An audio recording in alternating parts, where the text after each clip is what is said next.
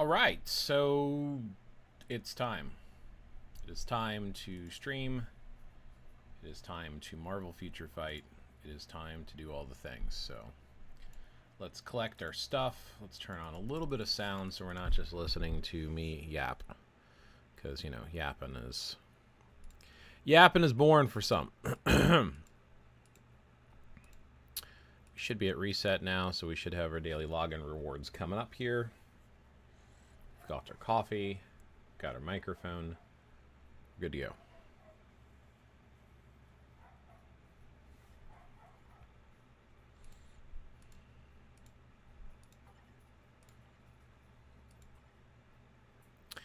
All right, let's do today's gift. Connect with the website and use my thing to turn my phone sideways so it's easier to see. Oh, look, it didn't even work. That's apparently turning my phone didn't help. There we go. Oh, much easier to see that way. For me, at least. Not for the streaming. We always want to get these free rewards. Hello, San Karhush. Welcome, welcome. How are you today? Alright, we've got our stuff collected, so we can close that. Should go back to Marvel Future Fight, flip the phone back sideways. That's what we want to do. Now we have this nice, beautiful screen behind us. Got the camera turned on, all the fun stuff, right? Because it's good times. It's good times. How are you today? What are you working on? How's life? How's life treating you? Let's get the other rewards. Special benefits. Which I think I pretty much collected all of them. So the first thing I like to do every morning is make sure I got all my boost points, because if you have extra boost points, it's better to get them now, so you can do a single run on GBR. I personally like to get all my running done on GBR in a single go. So just in case I have boost points, I like to check for those first. After I check for boost points, I like to go to the co-op, giant boss raid, Dormammu. Always run Dormammu. Get the cool stuff, and then do a quick start. I don't really care who I play with. I am willing to carry folks if folks need carries. I definitely have multiple carry teams where I can solo. Forgot to play the PvP modes today. Well, today just started. Did you mean from yesterday, I guess, or from before reset? That's a shame if you missed those. Coffee. Coffee good.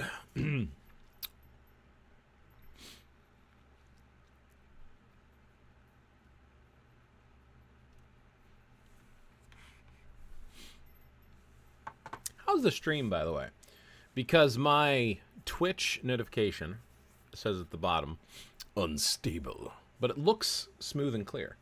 Because I multi-stream, and it's all, and when I go playback, it always looks stable as well. So it looks like we're super stable, but I don't know. I can't tell. Dormammu. Dormammu. All right, Dormammu. We've come the bargain.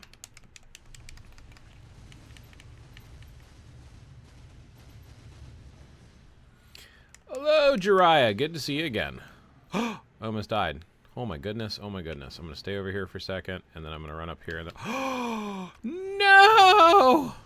What killed me? Like, seriously, what killed me there? I'm going to reset. It's fine. They can handle it without me.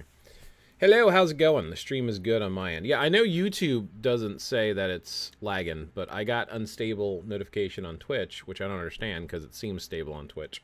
So I don't get it, but I appreciate you giving me feedback.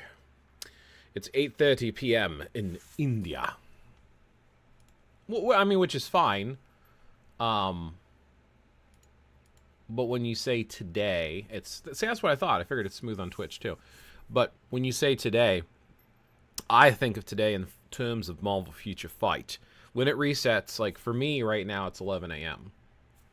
So, well, 11:14 a.m. for me. So today for me is wherever resets at. So yesterday for me was 10:59. That's how I view it. So just to be clear, you meant before reset is what I assume. I mean, it's pretty clear. I'm picking up what you're laying down. I got you. I understand. I hear you.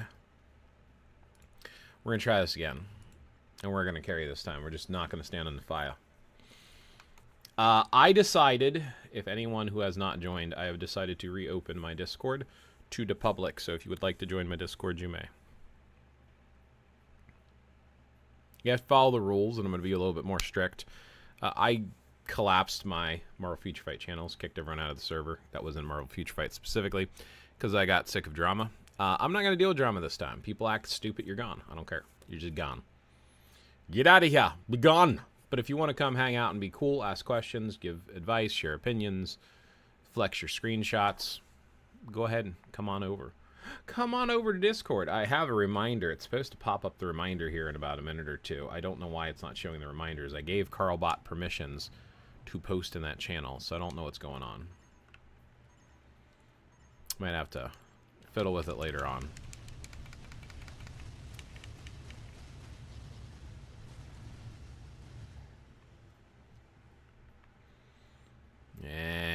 Yeah.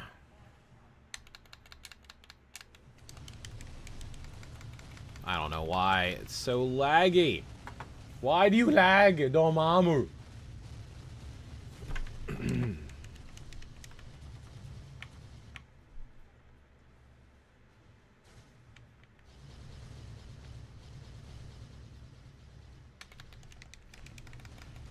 I guess I was 100% carrying there because I can usually carry on my own with 20 seconds. But again, it is lagging, so maybe that's why. Hello, Kariki. Good to see you again, man. Welcome back. You and Jiraiya. I'm getting regulars here on YouTube. Sandcar Hush, though, is a regular, too, on Twitch. So I've got regulars. Ha ha ha! Anti-fun. Yeah, seriously, it's not posting my reminders to the MFF reminders. Why is it being stupid? Let me edit the permissions again. So Carlbot has the permissions here. Allow members to change this channel's names. No, you don't get that. Manage permissions. No. Webhooks. Create invites. No. But send text messages. Yes. Send messages in thread. Create public thread. Sure. Create private thread. Invite only threads in the channel. Embedded. Attach files, I guess, technically. Add reactions. Sure. Use emojis. Use stickers. Mention everyone. I bet you that's why. I bet you it's that right there. Manage threads. Delete, close. Okay. I bet you that's what did it. Let me set the notification in the future just to make sure it's working, because I used to have this working just fine. So we'll set this for 11. Let's go with 35. 35. 11:35. Save. So hopefully it pops up at some point. Just to make sure it's working. I can delete it later if I need to. All right, back to the channel. Smooth and Twitch. We already read that. Yo! Jayendra Mishra. Cool name. Welcome. How are you? Welcome to the live stream here on the dueling live stream on multiple platforms. How are you today? How's it going? What you working on? I'm going to do something else too. I'm going to randomly advertise. I'm going to be like, just because. So if I go to my channel, I have a link saved. Here's channel. Where's the link? There's the link. Boom. Saving. Copy. There you go. Anyone who has not joined yet, gotta follow the rules. I'm gonna be a little bit of stickler for the rules, so if you don't like rules, don't bother. Read the rules, accept the rules, and then you can hang out and ask questions and all that good stuff. So, all right, so we ran that. We're gonna wait for boost points before we get any more. We have the little pink dot. See the pink dot here above my energy? Always check your stuff. Like your pink dots give you a, hey, go here, there's something going on. That pink dot for energy means you can collect more energy by doing the purchase all, which is what I prefer to do. I just auto purchase now that there's no cap on the energy. I used to have 0 energy every day because I would just play that much and grind that much. But then they gave a whole ton of stuff. And now you're just overwhelmed with energy, which I'm not complaining about. There we go. Hopefully you're doing your daily check-in to get your 2 cards that you can get your crystals here. 100, 200, 300, 400. Yay. Register a ticket to get crystals when the event ends. Minimum crystals per ticket, 60. Maximum crystals per ticket, 100. So get them all in there so you can get as many crystals as possible. Crystals are good. It's premium currency. Like there's ways to earn the crystals in the game, but it's very hard to do. Usually you have to be a spender or star creator or something fun. I'm gonna... Wait a minute. Does this... Yeah, it's a sweep. We're gonna max sweep. Maximum sweep. Clear up all the dust and debris. Make it all happen. Yes. Yeah, that's right.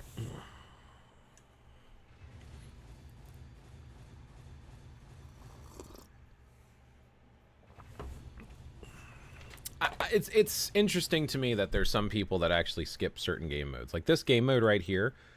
If you haven't seen this before, I'm going to point it out here.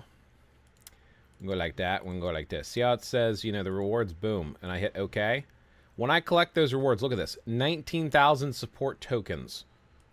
19,000. So over here in the support tokens where I have 4 million, let's say, oh, I need to level up a character. I don't have enough BIOS. Well, I'm going to go to my BIOS collector, which is one of my 3 favorite characters, which is Shang-Chi. And then I'm going to say, oh, I got the discount too, which helps. But, you know, boom. That's only 54,000. 400 BIOS right there. Oh, I'm going to do it again. Boom. And because how many I'm collecting, like, look. I'm barely putting a dent in my token collection here. Man, I just got 1,200 BIOS for, like, leveling up characters. And I usually give it to one person because then they'll appear at the top of the list. Obviously, if you need BIOS for that specific person, you can. But you should be grinding this every day. Like, at the bare minimum, get your rewards, right? You get 6,500, 6,500, 6,500. Get all 3 of those at the bare minimum. I need 600 life seeds for Mephisto. Well, then you want to go to your token shops, which, by the way, I need to do my token shop purchases for today. So if I go over here and I get a token shop, it puts them all together now. They didn't used to do that. Very cool upgrade. And then every so often you can buy fancy stuff like life seeds. Ooh. Godstones. Ooh. Power of the Demiurge. And I always get the Souls of the Faltine. Although I'm tempted to get some Power of the Demiurges because I'm running low on those. It's probably a waste, but I'm going to do it anyway. And then I'm going to go over here, and then I'm going to go to Support Shop, which we already did. There's nothing really good there. Dispatch Shop, this is random. Never spend crystals. The crystals in this are a complete ripoff. But if you're like me and you have like 1 billion, go ahead and get some of these cards. Like, cards are great to get in here. Bios are great to get in here as well. And if you really want, you can always purchase everything to see what's over there to see if it's worth it. 9 times out of 10, it's not worth it. Let's just see what it is. If I can get it without getting the crystals, which I can. Yep. Let's see what it is. Ready?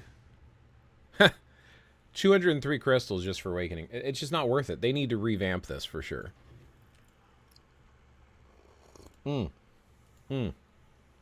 Yes. All the time, I'm always going to get the uniform tickets. Because I have the stuff to spend for it. So, like, the cards, always get the cards. Again, unless they're crystals. The crystal stuff is overpriced in this. Even when you find a... I mean, if you find a CTP over here that you absolutely need, it's like 3,000 crystals. Technically, that's cheaper than if you do the pity timer on gambling for CTPs. If you have a premium card you really need, sometimes it can be worth it. Sometimes. But for the most part, you want to avoid that. But likewise, I kind of stockpile tokens. But yeah, just go ahead and grab this crap. Always unworthy offers, right?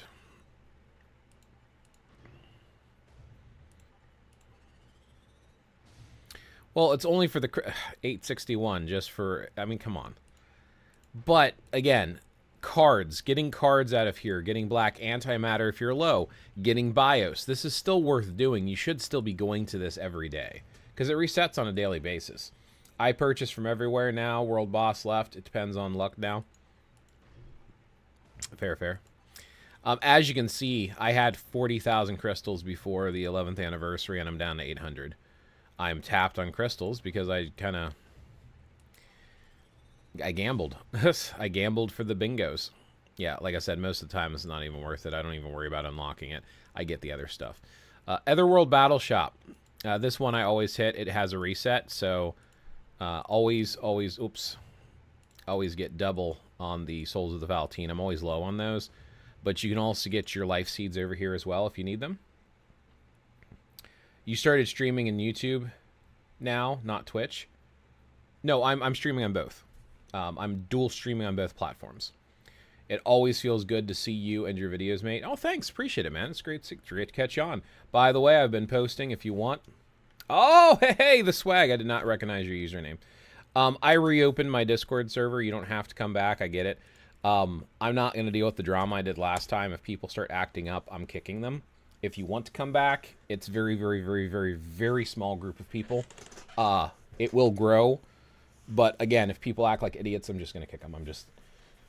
We're not dealing with any more cussing people out, trolling, making fun of people. We're not dealing with that anymore. So if that starts happening, I'm going to give like 1 or 2 warnings and I'm just going to ban people. But enough people kept asking me for my Discord. 2 or 3 streams in a row, I had 2 or 3 people asking. I'm like, I'll just put it back up. It's fine. I mean, I'm on Discord all the time anyway. I don't have all the answers, but it's a good way to advertise when I'm going live too, which is nice. Like, hey, I'm going live today. Hey, here's your reminder.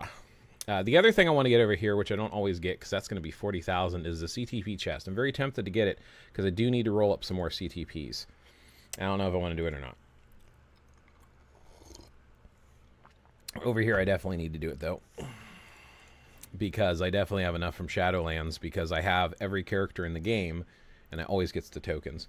I joined your Discord, but why I cannot be able to send messages. So, in the Discord, on the far left-hand side, you will start out in the rules section. So when you are in the rules, you can't message in the rules. What you have to do is, here, let me pull it up real quick.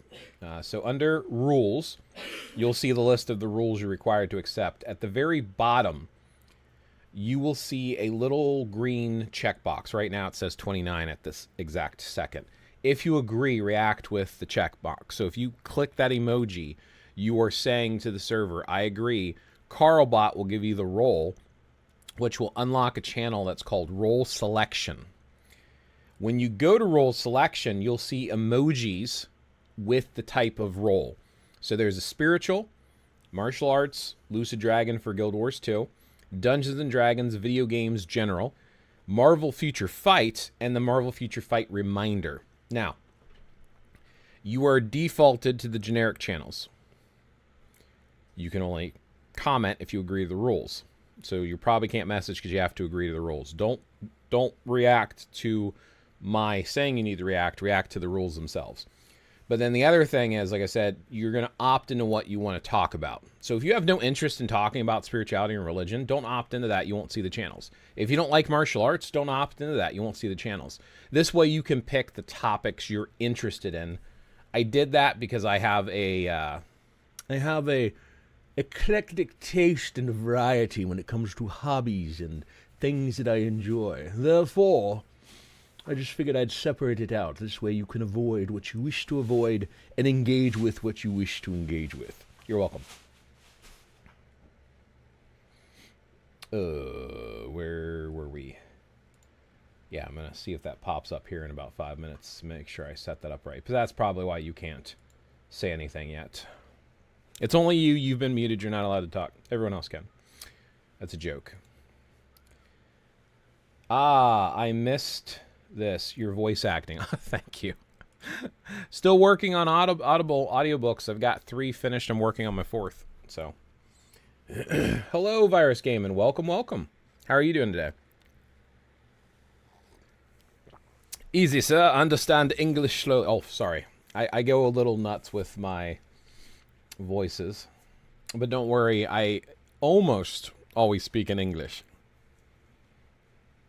And when I don't, it's 1 or 2 words because I'm not fluent in anything.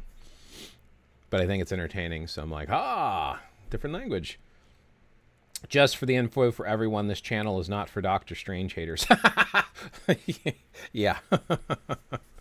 Fair. He very well knows, the swag very well knows that I'm not, so out of all the Marvel characters, number one for me is probably Doctor Strange, and then it's Magneto, and then Shang-Chi. Those are my three favorite Marvel characters across any platform. Like, I was born in the 80s, grew up reading Doctor Strange comics, and some of the other ones, so I liked a lot of different stuff. Now, DC was actually my preferred. I actually preferred DC, and Superman's my favorite superhero, but in the Marvel realm, Doctor Strange is number one, always will be. I'm doing fantastic. How are you doing today? Not too bad, just having a good time, playing some Marvel Future Fight, unlocking some stuff, opening, gambling, giving advice, talking about things. At some point, I'll do some account feedback reviews if folks have questions. One of the next videos I'm going to do, I need to get around to doing my World Boss videos. I haven't really put the effort into making videos lately, and I do have a request where people are asking for proc-friendly characters, so I'm going to probably redo my proc video and update it with the most recent proc-friendly characters and the different types of procs, because there's many different types of procs now. CTP, Celestial Tech Pack. Ooh, we got a judgment. That's fine. That's a reroll right there. We call that fodder. Fodder is used for feeding. Where's my judgments? Here's my judgments. Let me add copy. Oh, no. I need the inventory there too. Copy, paste. There we go. I have a tracker where I track all my CTPs. I have 118 on my account. So like where I have, who I have them equipped. So if I need to move stuff around or find it real quick, or give suggestions, like these are the support characters that I put the insight on and the liberation. Woo! Hello, Renifex. Welcome. Good to see you again. Welcome back. Another Saturday of streaming fun. Zombie Shop, as always, like I said, I always get the Souls of the Faltine, because I usually have enough carbonadium. But as you can see, Kardaki, there are a couple places with life seeds that you can purchase with tokens. So hit those token shops up for show. And here's another one. Carbonadium, yet again, carbonadium.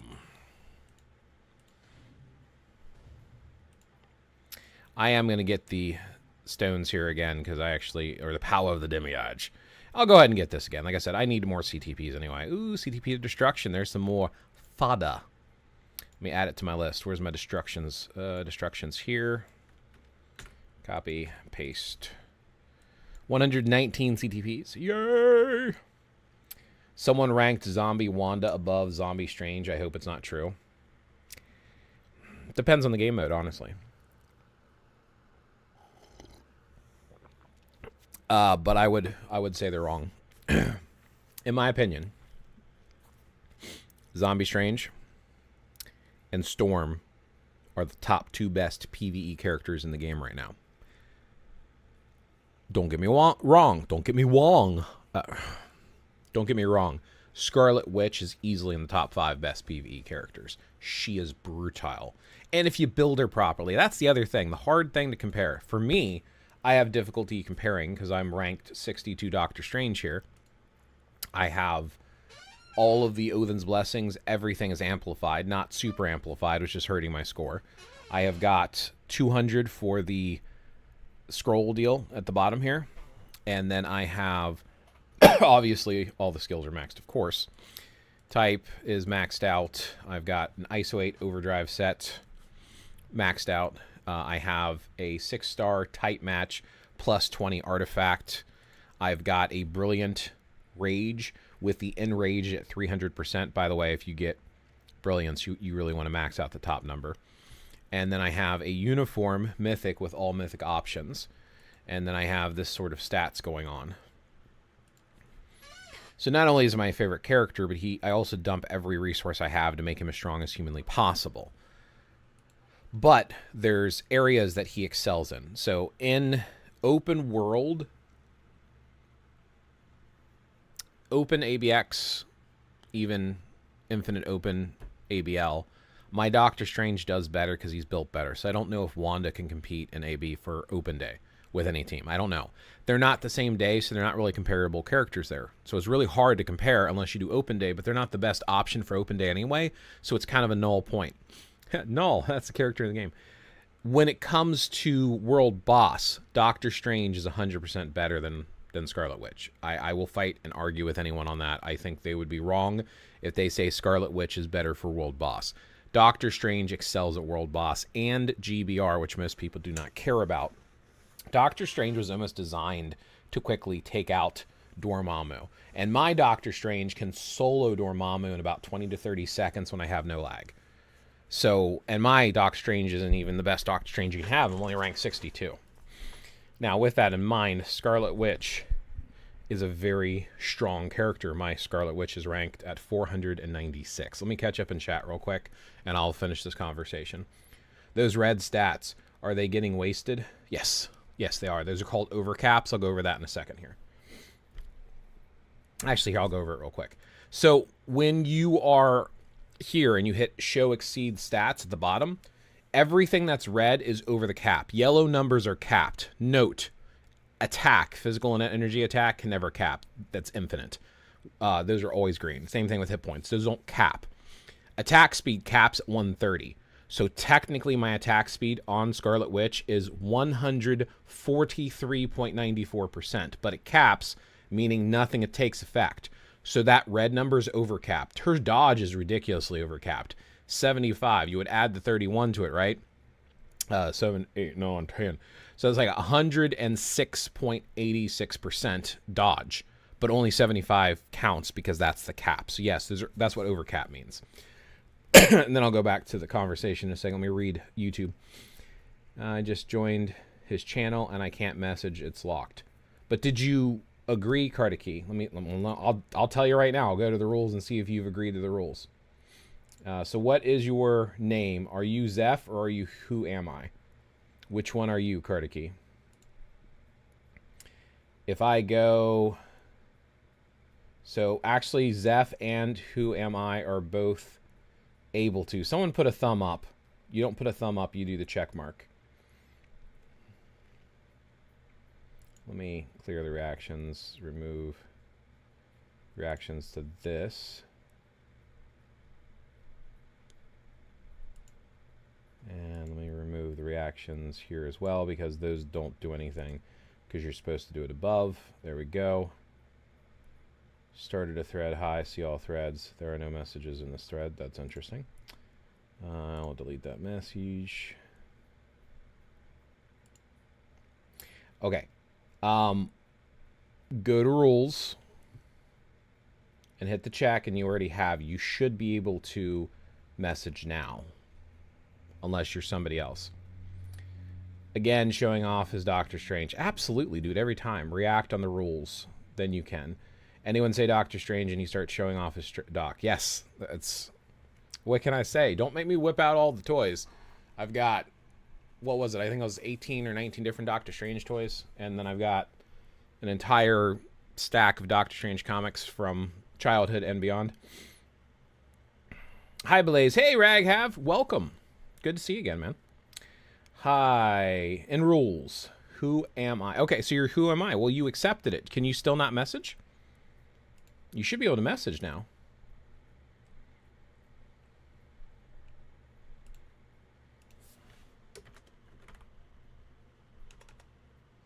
You have not chosen your roles yet. Go to roles. And if you go to roles, check the phone icon, the emoji for the phone, and that will give you access to the Marvel Future Fight channels. But even if I go under to the non-gaming general, I should be able to direct ping you here.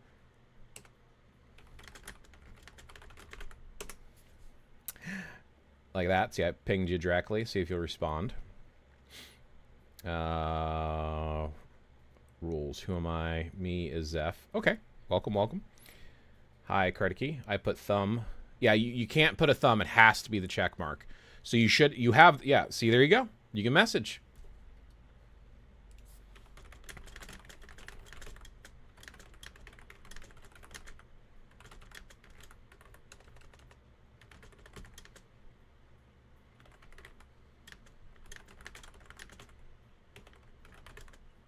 Yeah, no problem.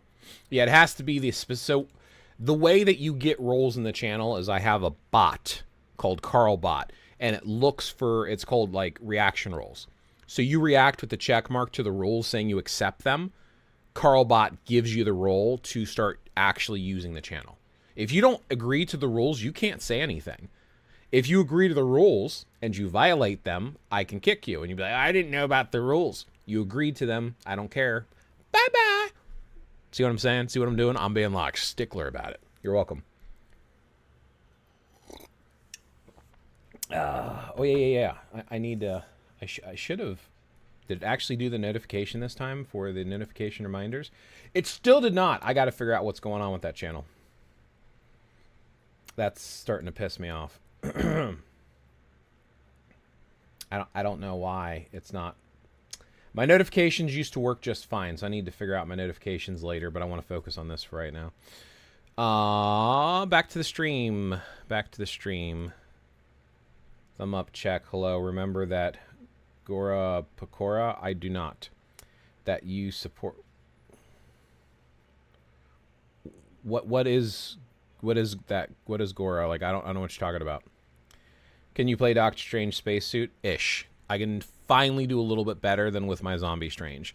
And that's only for niche days, for the hero days. But yeah, I can kind of ish play them. It's hard to do. You gotta be real fast.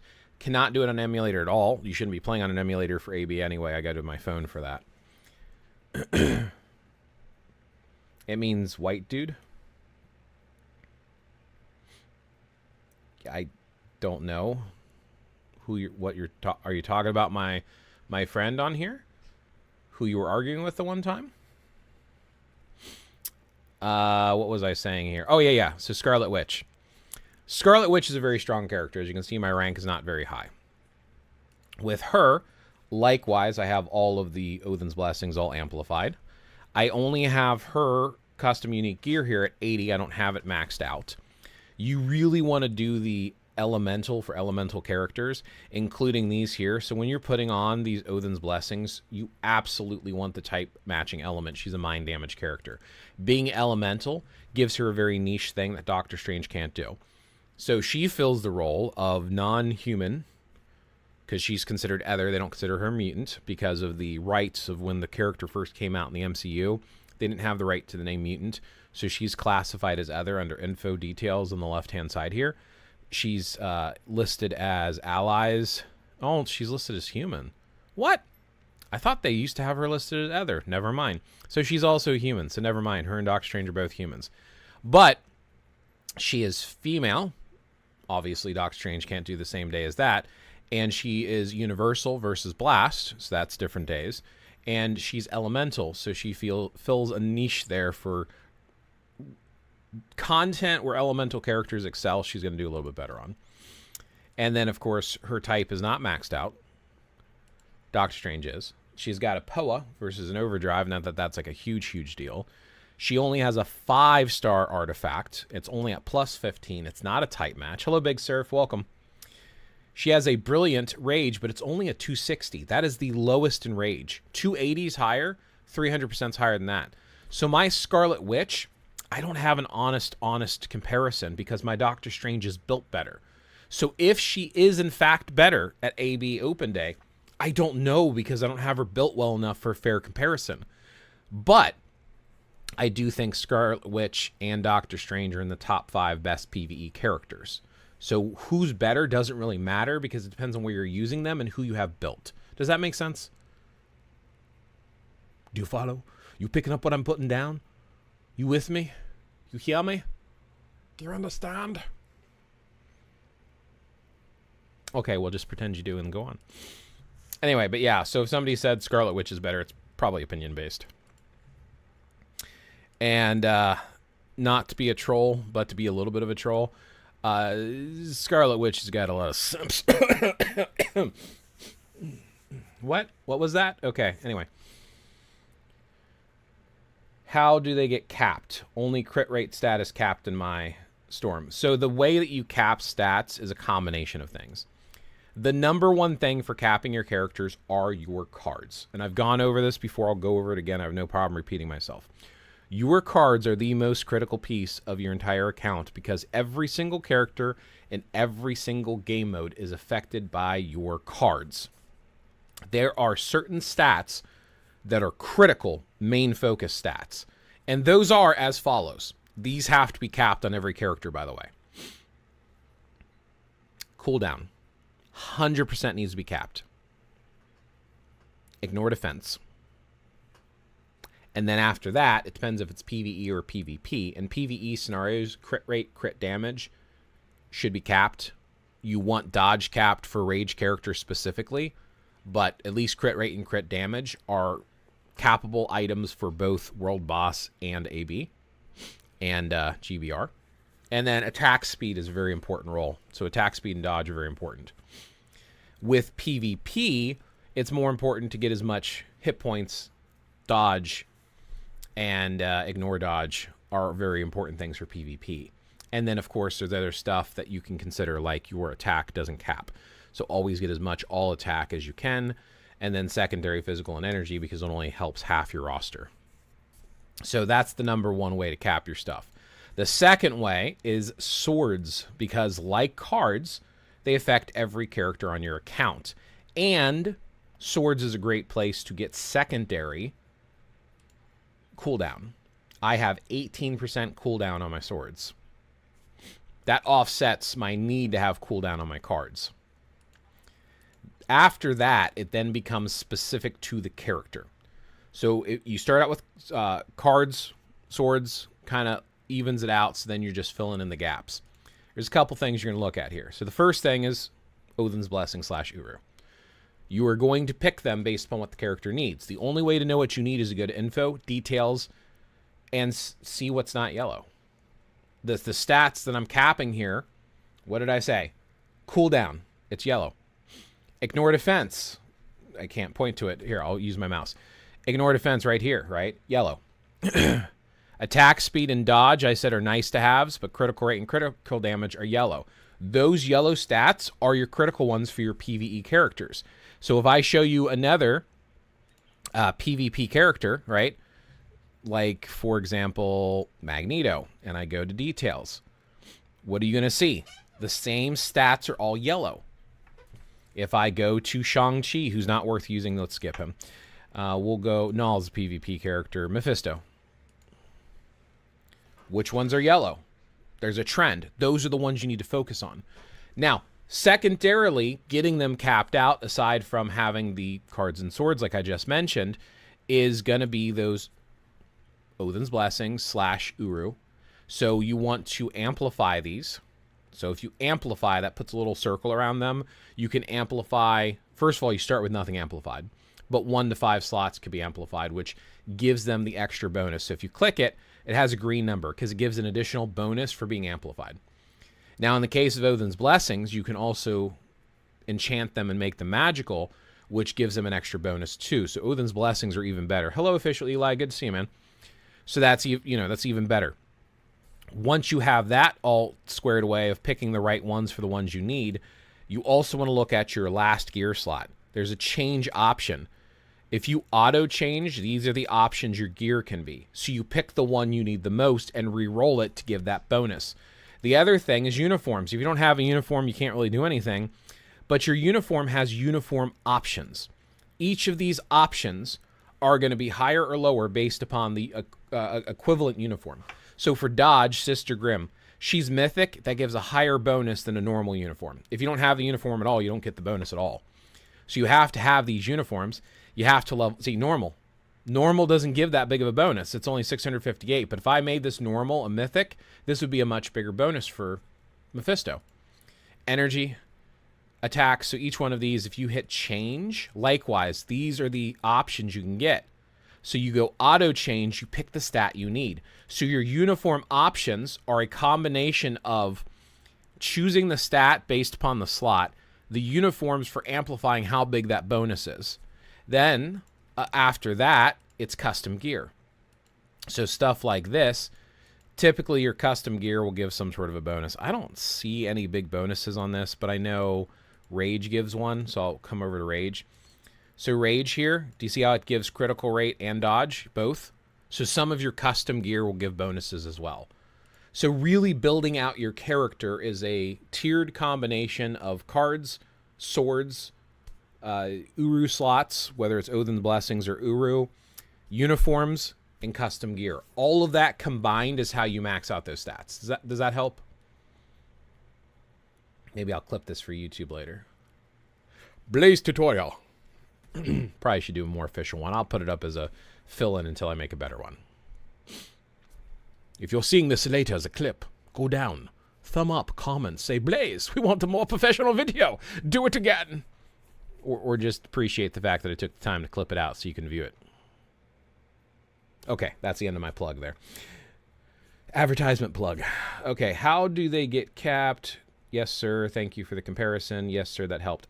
Oh, cool. Awesome. Sweet. What did I miss in YouTube chat? That cough. Yeah, you missed that cough. Yeah, I'm still coughing and hacking all the time. Sorry, it's pitchy.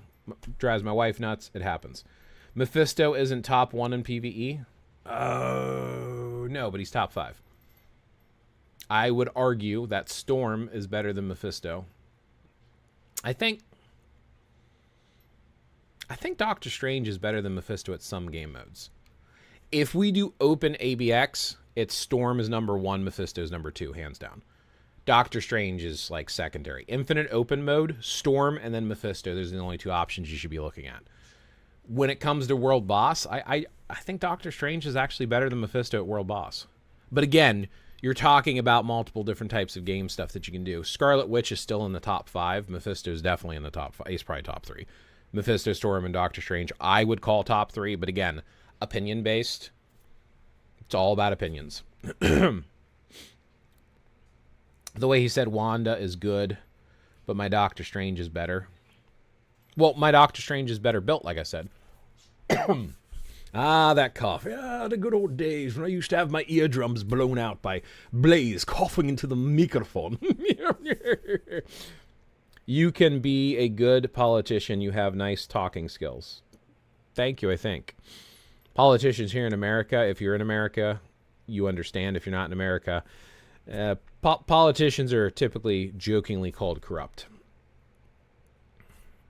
And that varies from person to person. Are you doing account help later? Sure, yeah, I can do that. Hi, bro. Hello, Bubble Tea. Welcome, welcome, welcome. By the way, all of those who are here and hanging out, I am... Ooh, that's not what I meant to do. That's not what I meant to do. I'm reopening my Discord to the public. You have to follow the rules. I'm going to be a little bit more strict this time than last time. But anyone who wants to hang out in the Discord is welcome to hop into the Discord. Follow the rules, hang out, chat, ask questions. Just remember, listen to different opinions, ask why. Anyone who goes cussing people out, trolling people or giving them crap, harassing them, being a jerk, you break the rules, I'm going to warn you and then kick you. So follow the rules, be a decent human being, have fun enjoying the game. You can jump into the Discord, have fun. Is Brilliant Conquest better than Brilliant Greed for Null? Ish. They serve different purposes. I personally find that Greed works really well on Wolverine and Null. However, Conquest is the go-to, but they're serving different purposes. So if we look at Greed, right? So I've got this set up with Ambush. The main reason you put a Greed is for the Ambush skill. You're ignoring enemies' damage decrease by 60% and an additional 30% of concentration. So enemies that reduce your damage, this kind of breaks past that and says, I don't care about your damage ignores. I'm going to do damage to you anyway. Guard break is a very important. Those of you not familiar with guard break, if you're in some sort of skill rotation or a skill is going off, if you are hit, it breaks your guard and forces you to do a normal attack, thus interrupting your chain or damage, whatever the case may be. So if you take as an example, right? If you are doing Scarlet Witch and you do the full combo and she's on her 5, if she's guard broken, she does a normal attack and it completely interrupts her 5. So guard break immunity is critical for PvP game. Ignore dodge. Characters who have high dodge don't get hit. You don't get hit. You don't take damage.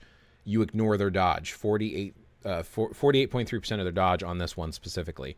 It also gives recovery, and it increases basic damage dealt by 200% for 5.5 seconds to combat and blast types. And then also Same thing with speed and universals. There's two, they're like separate. So they kind of go off as procs. So when you're fighting certain characters.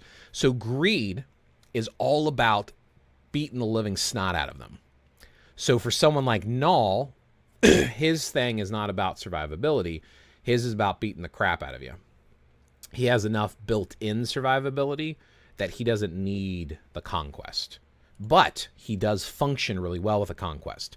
Now, Sentry is a little bit different. Sentry's not about beating the crap out of you. He's about out-surviving you.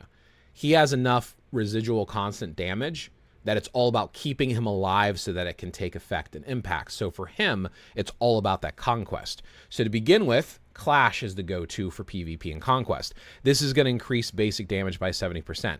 This is a very general one. This is not ignoring or going past your defenses. It's just bulking up the general damage he does.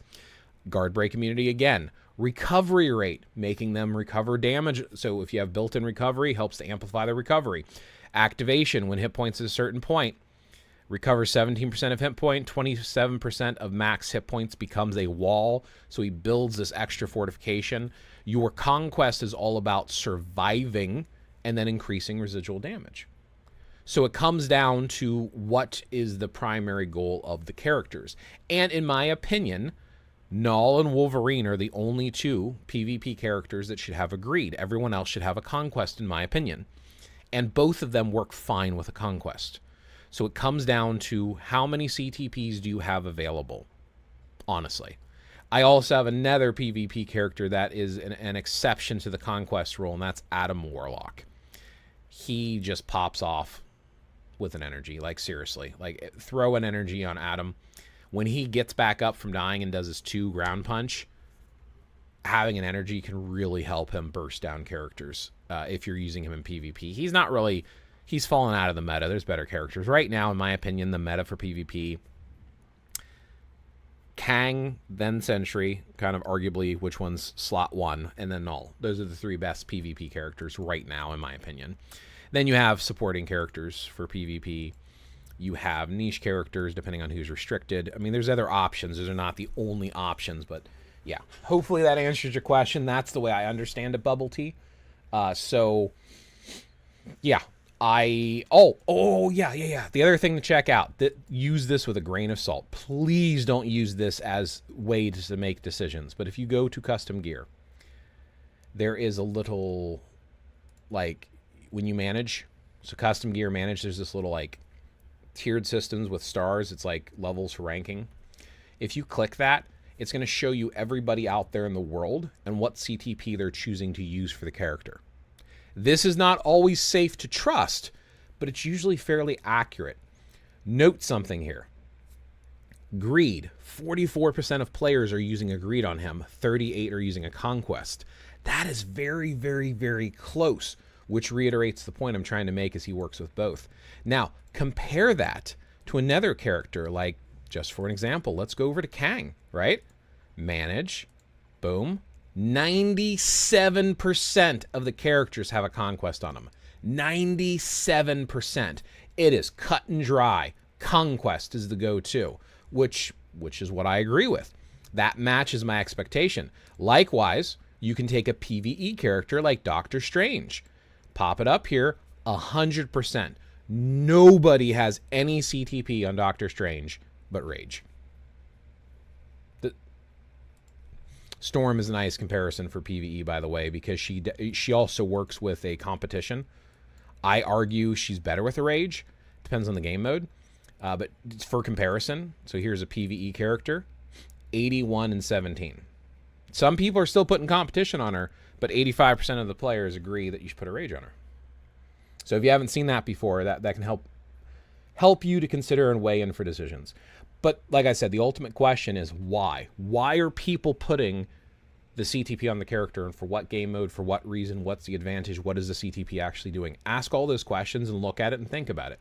What does this character do? What do their skills do? What are their primary benefits when they're used? How do they exceed or win in a game mode? Wolverine really quick. Let's talk about him really quick, and then I'll go back to chat. The reason I want to talk about Wolverine is because he has a lot of PvP value, and I mentioned he's one of the few characters that works with a greed, But there's something niche about it, and this is why it's important to understand. So I manage, I go here. That's interesting to have the energy, but I know why. Conquest is the go-to for him. I still say he's worth putting a greed on, and he does decent with a greed. But most of the community says Conquest all the way. The energy is probably there for when he's utilized as a striker or to do that jump burst damage similar to Adam Warlock. I might consider putting a Conquest on him if I could reforge it, because if you're not reforging, don't put unreforged objects on them. Or CTPs, just, yeah, always make sure they're reforged. He has a very niche scenario, though. If you do not have his artifact, you shouldn't be using him. His artifact, when his hit points, right, guard break immunity, hit point does not drop to 1 or below. Meaning he essentially gets a second life. You are about to kill Wolverine, bam, he stops at 1 hit point, and his regeneration just kicks in and he goes back to full health. So it almost gives him a second life. Without the artifact, you shouldn't be using him in PvP anyway. And there's other characters like that. Like Ghost Rider has an artifact like that. Madeline Pryor, Goblin Queen has an artifact like that. So there's certain characters you need their artifact to even make them a viable option, which makes some of the characters very niche. So if you don't have the artifact, you're probably not using him. So the data for the CTP is kind of skewed for who has the artifact and who does not. So, but again, don't use that as I'm going to do this because everyone else is doing it. Just take that into consideration when you're making your choices.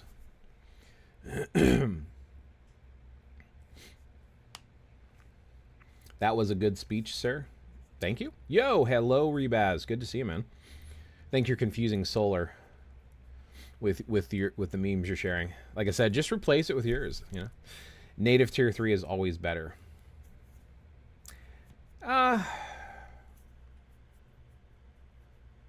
Yes and no.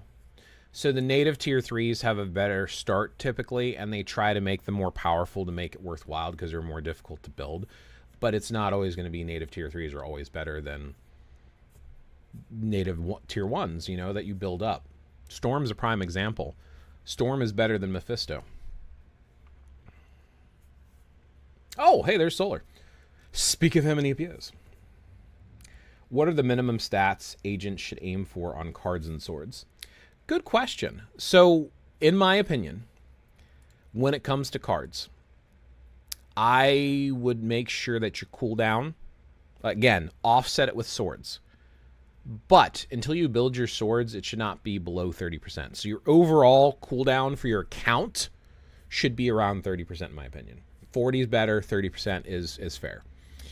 Because remember, you have to build up from somewhere else. Your ignore defense should always basically, like, you want at least 40 in your ignore defense. 30 minimum.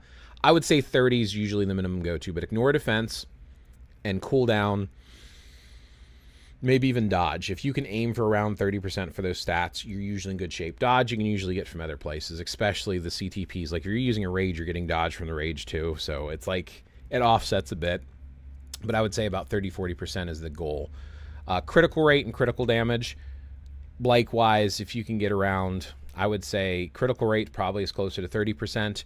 Critical damage, you probably want closer to 50-60% because critical damage caps at 200 versus the 75 from your critical rate. Your attack speed is a backup nice to have. It's very effective for some characters. It's better to get on your cards if you can, but I don't think it's a primary focus. With swords, anything over 10% for your cooldown. Everything else, the main purpose behind your swords, in my opinion, is getting the mastery level. You eventually want this. It's hard to get. You're going to have 2 to 4 stone swords. Get what you can get, but do 1 sword of each color so that you can get the stats from all of them. You're going to get a couple bonuses. Nothing super pushed because it's not 6 yet, but even 3 to 4 stones, having a variety is going to spread it out. The mastery effect. This is the big thing you're going for. Like when you start out, right, and you don't have like a lot of the mastery, it's night and day. So when you have, like, let's say you just have six swords, all of them are at 1 stone, plus 6%. 6% to 50. That's a big jump in general damage and bonus. But on these, cooldown, in my opinion, is the most important thing. And that's based upon Solar Wolf's feedback. He's like, just compensate your cooldown on your cards with your swords. Your swords are so easy to roll. A lot of people don't re-roll their swords. If you go in here to managing your swords, right, on the left-hand side here, you can change the option. And if you don't have 3%, I would argue 3%, at least 2%. If you have 1% or less, come on, or no cooldown at all, you should have cooldown on each sword. And it should be 3 to 4%. Just re-roll it. Don't even lock anything. Just re-roll it. Everything else is just kind of nice to haves for the most part. Now, eventually, swords are like endgame stuff. So I would work on your cards, just having swords with cooldown, and then worry about individual stats because they get more expensive. Like, if I want to change options, right, I would have to select something, and then I would have to, like, lock. I would have to choose to lock these. Like, oh, I'm going to change my options. I don't want to lose the cooldown. Oh, there goes 50 crystals because I locked one. Oh, I really like this stat. Lightning resist is not a good stat. Oh, 100, 150, 300, 500. Oh, no. 500 crystals. Like, it's not worth it. That's why I'm like, just focus on cooldown for right now. Don't worry about your swords for right now. That's what I would go with. If there are alternate opinions, please share your thoughts and let me know. But that's the way I think about cards and swords and minimum stats. Also, I'm going to point this out now because we're talking about it. When you start crafting your cards, because your stats never cap for attack, you want as much as possible, which means energy only helps energy characters. Physical only helps physical. All attack helps everyone. When you start crafting your cards, the most important, in my opinion, crafted stat is on the 6th star. It needs to be all attack. I would re-roll and not lock a single blue star until you see that all attack. Seriously. I think it's that important. Because it could be any of these. All attack, all attack, all attack, all attack, all attack. Now, all of the rest of these blue stars, it's ideal if you can get them better, right? Attack speed's good stuff. Max hit points is okay. Ignore defense is good stuff. Like, there's different ways on your cards to get them. There's lock stats. There's random stats. There's things to consider when rolling your cards. Like, I've got a whole video on cards because of how difficult and tedious they can be.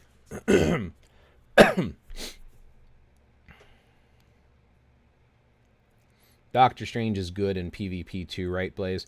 He had some value for a while, back when regen was still a thing. He doesn't have any value anymore unless you're using him in Alliance Conquest. I would not be using Doctor Strange with a PvP CTP or using him in any of the game modes right now. I think there's way better options than Doctor Strange. Doctor Strange should be focused on PvE, especially because right now with the zombie uniform, I consider him to be top 5 PvE. And even if you disagree with that, I don't think anyone can argue he's not top 10. But I would argue, strongly argue for him being top 5. Good morning, sir. Good morning, Bubba. Welcome. Is yellow wording more important than the orange wording for CTPs? No. So when it comes to CTPs, let's go down. Oh, yeah, I can just grab any of them, right? I don't need to go to a specific character. So the yellow one is your reforged stat. So you get that only if it's a mighty or a brilliant. Now, with that in mind, it is important because the impact it has. Let's look at Rage. Enraged is a damage spike, and it works as a secondary proc. But down here, the increase 0.9% of 1% of dodge rate and critical rate, if that's not high enough, like here, if I go to change options, and if I go to change auto option, I can now see max stats. You can also, there's other spots to see it. So if I go down to the options here, all three of these, you can have a 0.5, a 0.7, or a 0.9. If you have a 0.5, that is going to hurt you so bad on a mighty. So in my opinion, on a mighty, the bottom 0.9 is almost as critical because re-rolling a mighty, you're just using basic gear. But if you're re-rolling a brilliant, you got to use CTPs. So on a brilliant, it's a little bit different. So on this, it is important which one you have. It is better to have enraged on your rages.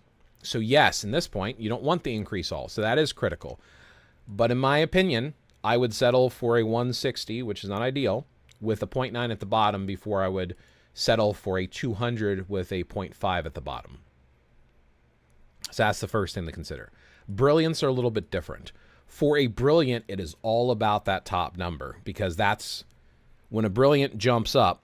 So what do we just see for the rage, right? Up to 200% for enraged. But 300%. 300% enraged. The enraged brilliant stuff, 260 is the lowest. 200 was the max for a mighty. Now it's 260, 280, and 300. You want that 300 number. I would argue that is more important than that bottom stat. Now on a brilliant, what do we have here? 1.1, 1.1 of 1, 1.2. Look how close that is. That is a 0.1, 0.2. That's a very small increment. So from a rage standpoint, when it's brilliant, that top gold number is so much more important than this bottom one. But that's on a brilliant. So I would say, to answer your question, when it's a brilliant, yes, your gold number is the most critical and you want it as high as possible. When it's a mighty, try to do a combination of the two. If you can get max bottom and top stat, go for that. Now, the side answer to that, your top option, when it can be an all attack or the enraged, yeah, you have to have the right stat. Then secondary, when you have the right stat, how high it is. On mighties, try to roll both if you can because it's cheaper. On brilliance, it's all about the top gold number, number 1. And I'll give you another option because obviously that's not the only one, right? So we have there's brilliant rage in my inventory. I know I have here. I got a brilliant competition and I've got a brilliant conquest. Let me go to those really quick for comparison. I like to give examples. I want you to see and know why. I don't like to tell you stuff because I said so, which is why my channel is awesome. So here's a brilliant competition, right? So change option. So the top number here, again, you have two options. You have Fury and the all basic attack. You need the Fury. Brilliant or not, you need the Fury. On this, we can have 120, 100, or 80. And that's a brilliant. On the bottom stat, we have 6%, 7%, and 8%. So it goes up by 1% per slot. The primary focus is that Fury on the top for a brilliant. Now let's go to a mighty competition to see the comparison. I know it makes some people sick with how many brilliants I've got. You know, if you want to waste $3,000 in a game, come on, catch up. I know there's a faster way to do this. Who was the other one that I had? I thought it was, what's it? Hey, I'll just find Hades. I'm sorry. I don't mean to scroll through all this stuff. I apologize. Here, let's do it this way. Where's Hades? I know he's a tier 4. I know Hades has a mighty. Actually, I think Moon Knight has one too. Okay. So let's look at this one now. So change option again. So again, Fury or basic attack. Look at these numbers. 60, 50, 40. Right? Now let's look at the bottom numbers. 5, 5.5, and 6. So already at the brilliant, you have the minimum of 6. Remember, it was 6, 7, or 8 for the bottom number. So you're already doing it pretty high there. I mean, yeah, obviously, in an idealistic world, you want a brilliant with max on bottom and top and bottom. But my general opinion, like I said, is to go for the top number. You need the right stat. If it's a mighty, try to get both at the max. If it's a brilliant, focus on the top number because it's so hard to reroll. You're burning a CTP every time you try to reroll. These little boosters here, I mean, I'm down to 39. I had like 400, but then I started combining insights and liberations during the update. So I burned through like almost 300. Those are real easy to kind of collect back up. Right now, I could like go to my inventory and convert all of these. Like I've got plenty for rolling. You are going to have way more to reroll mighties than you'll ever have. Hopefully that's helpful. Bubble tea. I have a normal conquest and a mighty greed. Which should I use for my Wolverine? Long term, I will reforge my conquest. So Wolverine is not the first choice, first of all. Keep that in mind. The main reason, hear me out. The go-to answer is conquest. Mighty conquest is better than mighty greed. But here's the thing. If you don't have a ton of conquests, you want to focus on the top 3. Kang, Null, Sentry. Those 3 should have conquest, in my opinion, before any other character gets conquest. Your Null and your Wolverine function really well with a greed. which is why you can consider giving them if you have, I mean, there's no one else to put greed on. Either greed is fodder or it goes to Null and Wolverine, in my opinion. So, for that purpose. Now, conquest-wise, Wolverine seems to be better, or at least most people choose to put a conquest on him. I like him with his greed, so I put a greed on him. Again, they follow different niches, to keep that in mind. Isn't Storm better with the competition? I don't think she is, honestly. So competition, the two big things to consider between a competition and a rage. Your rage is very proc specific. You need the rage to kick off on the right skill. You do your combo, the rage kicks off, everything's going. And then when you do your combo again, the rage kicks off at the right time. Your competition doesn't care. It's firing off left and right. It has a guaranteed crit or something built into it. Like, yeah, increases crit rate, or I thought that there was a guaranteed crit. But basically this thing fires off like it's popping off left and right. So your competition are for spammy characters that don't have a very clean rotation to focus the proc on. Doctor Strange is a very clean proc. One skill that you hit, he's prime for rage. Storm has the same thing. She's fine with a rage. She does not need the competition. I also want to point out the competition is better in different game modes. When it comes to GBR, most people don't care about it. Your rage is better. When it comes to ABX, your rage is better. ABL, I think the competition is a little bit better. And when it comes to World Boss, competition's better. So it depends on the game mode. But again, I would focus it more on the skill of the character and how they play, how spammy they are. So I'm giving competitions to characters like Mephisto. You're just firing off the skills as soon as they come up. Experimenting, Moon Knight seems to be a little bit better with competition. The other thing to consider with competition is it scales off of instinct. So you want it on characters. Luna Snow is another very spammy-like character. I have a tight match Justice Instinct artifact. That's going to help with that as well. So there's other things to consider when picking the competition. It's just, for me, Storm, I kind of feel like she does better with the rage. I know this needs to be a 300. And it seems like 81% of the player base also feel like rage is a little bit better. I do know a lot of people put competition on her. And honestly, she works with competition. I'm a pro Rage Storm, in my opinion. Oh, I'm getting buried in. Let me catch up. What's up? Good to see you, Solar. Cooldown and ignore defense, 30%. Then as much attack as possible. Rest doesn't matter. I would agree with Solar on that. 30% is a good number. I still say 30 to 40. And I don't know.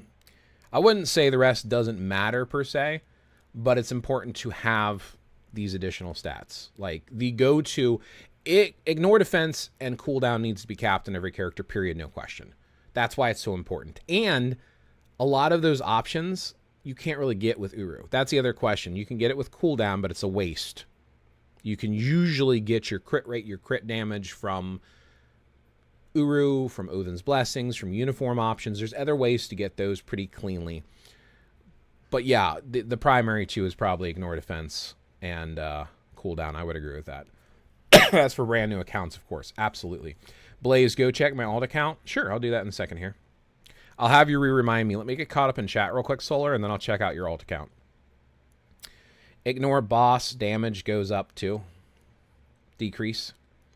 Button is better on all three. Bottom is better on all three.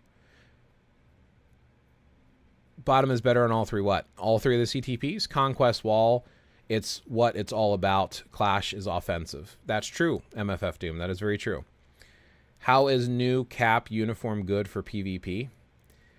I don't know, but a lot of people are saying it is. I haven't experimented. I don't have it yet. I'm going to use my tickets. I'm also capped out on my crystals, so I'm going to be getting it later. But it looks like his new artifact, his new, let's see what sort of skills he has. I haven't really looked through it, honestly. So there's the decreased chain hit, which is always nice in PvP game modes. That's built in. That's kind of cool. 100% chance to grant all damage immunity. Right there. The uniform effect at all is what making it so good. So chain hit takes out characters quickly. You want to be able to disrupt and disable chain hit. Like even for Null, having Agent Venom because of the decreased chain hit damage is huge for PvP game modes. I don't know about skill-wise. I've not looked through all the skills, but his uniform built-in effects alone is going to make... Like, those are PvP effects. You don't have that kind of stuff on his other ones as much. Oh, no, he does. He has that here as well. Huh. I'll be darned. Just looks like it's a little bit better. I'm surprised that that's on there. Huh. So I guess he always had some PvP value, but yeah. Interesting. Don't use him for anything. I know for a while there he was AB meta. Oh, super armor. That's another great one. Increase all basic defenses. Does he have super armor on his other one? Yeah, he does. I don't know why the new one's so much better. There's got to be something in here. Oh, he has built-in remove all debuffs. That's kind of cool. Extra hit points if he's a leader. What else do we have? Chance to penetrate with super... Okay. Chance to grant all damage immunity. Ooh, all damage. That's nice. Accumulates 20% of pure damage. Oh. Did he always have that? I don't even want to guess anymore. Yeah.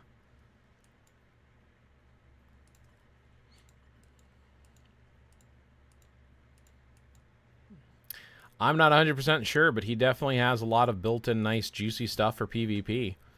But a lot of people are saying he's good. I haven't experimented yet. Like I said, I'll eventually get it, so I can't answer that for sure. I am a PvE, especially AB focused player. And a lot of the advice I get comes from my alliance, which is one of the top PvE alliances, or specifically AB alliances in the world. So, yeah. If anybody else has an answer to that question, go for it. But MFF Doom, you really think the bottom number is better on all the CTPs? See, that's a competing opinion. And if I remember, MFF Doom was that one guy that was here before that actually has a really good account and knows what he's doing. So there's always different opinions, and it's worth considering. I would like to hear the why and the rationale behind it. I personally feel like it's the top number, especially on the Brilliant. I don't think you mentioned why the 300% on the Brilliant Rage is so good. You'll get 1 extra second on proc. That's the reason why it's so good. That's a very good point, Solar. That is a very good point. And no, I did not mention that. Good morning, citizens. Good morning, Grimy Pipes. Welcome. Hey, Grimy. Yo, what up, Doom? Definitely. Uh-oh. What? Jumped down. Why did it jump down? Definitely not an ABL. Grimy, Comp, and Rage. What's better, top Reforged numbers or the bottom? She is so much better in ABL with a Rage. Oh, okay. Fair. Doom, top for AB... I guess you meant ABX. ABI? And ABL. Top for ABI, ABL, bottom for ABX. Interesting. Comp... Well, in ABX, the focus, is, of course, is the number of hits. ABL is damage. So, yeah, there's going to be different considerations within different pieces of AB. She works with both. I prefer Rage on her. That's the best I can say. But having other folks jump in and share opinions is always welcome. Comp procs when you attack. Rage procs when you do crit. Yes. I don't know why, but I feel like my Storm does no damage. She has a Brilliant Rage, but when I do 3... 4, 5, sometimes it doesn't activate. So I would ask you, Renifex, if you have capped out crit rate. So if your crit rate is not at 75%, you're missing out. That's why it's important to cap that for Rage, because like Solar was just saying, your crit rate activates it. So if you don't have your Rage at the right set, no, it's not going to go off. And you should absolutely have it going off. Also, 3 is delayed. Do not instantly cancel it. It's a slight delay. It's like a 1 second delay. You'll see like a lightning bolt come down, a tornado start. So you do 3, 5, 4. And then instantly go in the 1, 2. 3, 5, 4, 1, 2. 3, 4, 5 is not Storm's rotation. Yeah, he corrected it with the 354. My bad. Oh, there you go. Isn't Storm 354? Yes. Ah. A lot of people don't have comp. That's true. Is competition better than judgment for Miles? I don't know. I mean, Miles has all lightning damage stuff, so judgment works on him. I bet you competition's better. But I've heard people suggest judgment's better using him as a striker, and he's the top striker for ABL. So for that alone, I have a brilliant judgment on mine. I don't know for sure, so I don't have an answer for that, Bubble Tea. I'm sorry. 100% Bubble. Yeah, it makes sense. Do you think second round bingo is coming? I don't know. They've done it before. Is it cool if you check my account as well? Yeah, absolutely. I'm going to check Solar's secondary account first, but then I'll check yours for sure. Also, I have 2 hours left of my CTP and equip, Uru, so link me if I need to change anything about... Okay. Info about the alt account. It's around 10 years old. I don't play it seriously. I just log in once a year to do some events and dip out. So uniforms like Captain Marvel on it and Hulk are about years ago. Fair. But this Annie, I've made a lot of changes in the past 4 days. Fair. Can you check my account? I am new and very bad at PvP. Yes. My in-game name is the Swag. The Swag. Yeah, that Solar, it's that Swag. Bro, I swear I know you. Yeah. The Swag used to regularly interact with my streams and has been a Discord member. I think he rejoined the Discord too. By the way, anyone who's welcome to join the Discord, just follow the rules. As long as you follow the rules. I'm going to be more stickler about the rules. I'm not going to put up with any BS anymore. You start cussing people out or acting like a child or attacking people or being offensive, I'm going to warn you and then I'm just going to ban you. I'm just not playing with it anymore.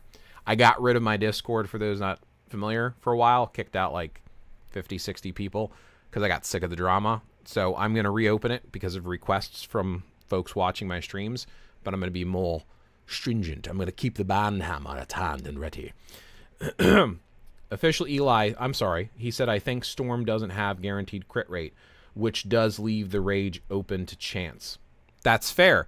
And that alone would actually be a worthwhile argument for competition being better on her. I play OWB, Otherworld Battle. Oh, I missed a couple over here. Oof, let me catch up on Twitch and I'll jump back to YouTube. Greed is the best defense, is a good offense. Conquest is the best offense, is a good defense. That's true.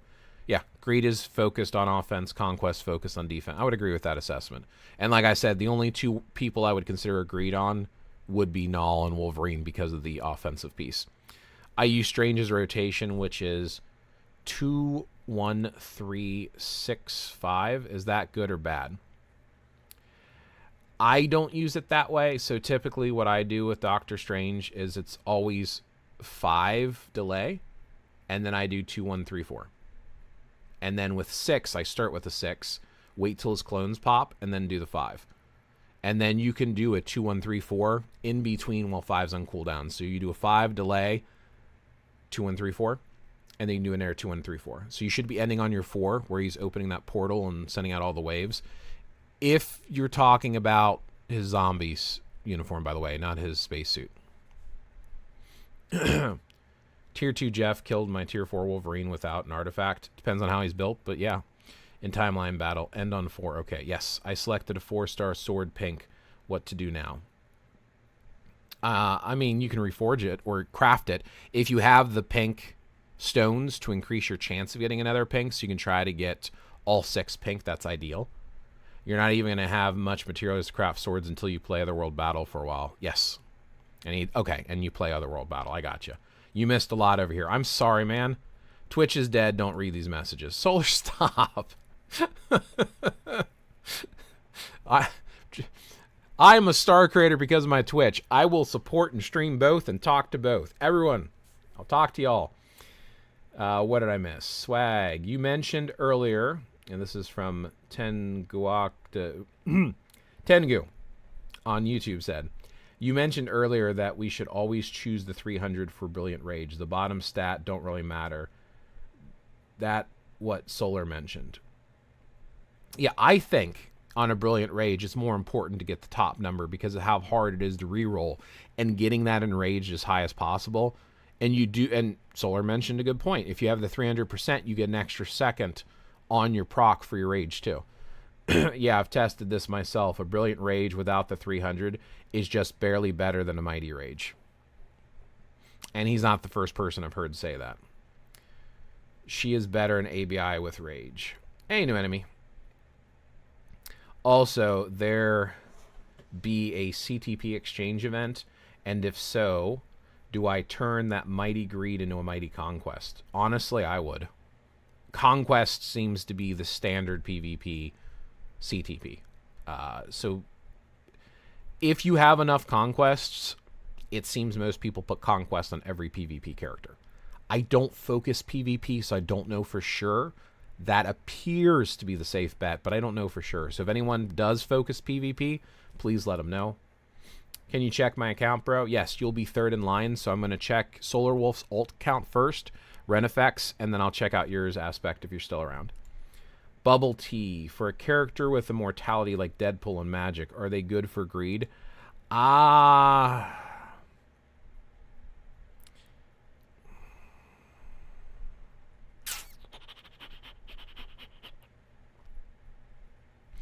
No, I think greed is more for characters that can damage, like jump in and do burst damage like Null and Wolverine. I don't really think Deadpool does that. So I would still put a Conquest on backup. Like just Magic and Deadpool both are not really top PvP, so they're backup options.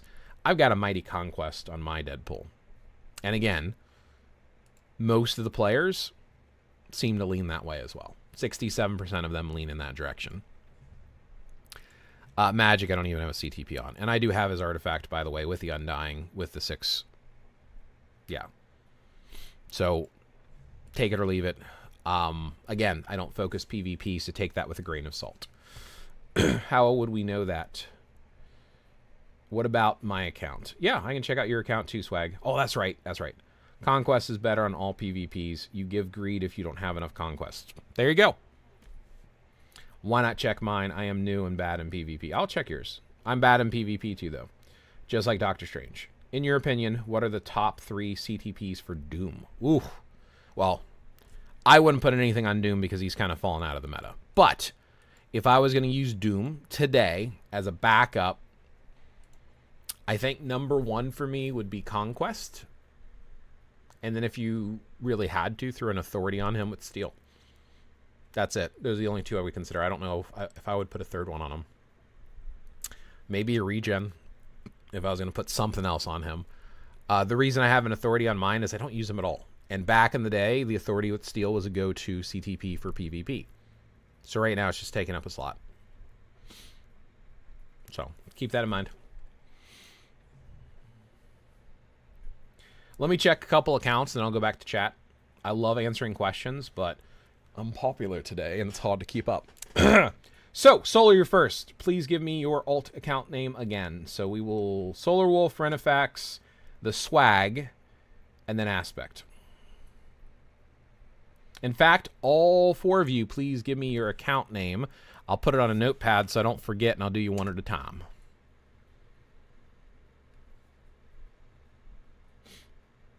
Just like Doctor Strange, in my opinion. Used to watch your how-to back when I returned. Helped out a lot, man. Well, thank you. I'm glad it helped out. By the way, I reopened my Discord if you want to hang out in Discord and ask questions too. But I'm glad those are helpful. I eventually do need to update them. People have been asking me. I just haven't gotten around to it yet. Cool.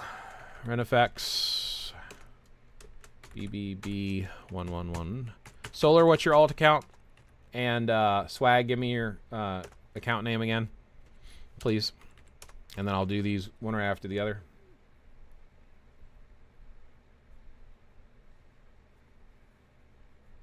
I like, too, how G1 Transform said, in your opinion, because that's what it is. It's an opinion. I don't have all the answers. I'm not always right. I do okay, but I have problems. Official Eli says, this isn't relevant or anything, but I feel like Conquest and Competition should reverse names. When I hear Conquest, I think attack and PvE. Competition, more PvP. I agree with you. I agree. Thank you.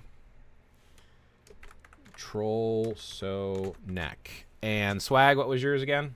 Oh, there it is. TH3 SW4G. Is there a space there? I don't know. All right, let's look at some accounts. Do you want some advice or you just want to show it off, Solar?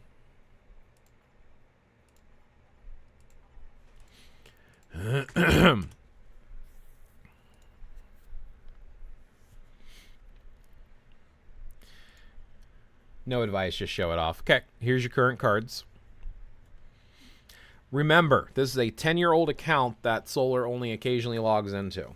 So, he has a, you know, some people create multiple accounts, likes to build them. I don't have time. I barely have time for my main account. So, here's his deck. Here's all the card effects that he has at the moment. Notice cooldowns around 21. That could be a little bit higher, obviously. Ignore defense likewise. But again, newer account. So eventually these two should be at 30 like we were talking about earlier. And then you just kind of working on stuff. Kind of slowly building them up. Even swords. He's doing the thing that I recommend against. He should have one of each color. He shouldn't have double gold or double purple. But he does have 9% cooldown. Remember we said at least 10% on cooldown on swords? He's doing that here too. Which is good. That's a good thing. And then, okay. So you got 2 tier 4 characters. You have Storm, and already gave her competition. And Venom. And you also gave him a competition. That's an interesting choice. Yeah, okay. I mean, it's a newer account. I get it. It's so weird seeing it. It's so weird seeing that on him. But fair enough. Yeah. Anything specifically you want me to show up, Solar? Or is that good? Are you happy with that? Are you satisfied with your moment in spotlight, with your backup account?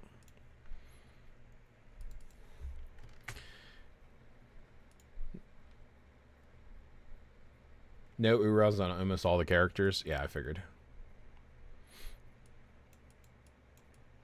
I mean, if you're not grinding or drilling, you're not going to have that, so I get it. You're satisfied? Cool. Good enough. Here's Solar's alt that's been sitting for 10 years.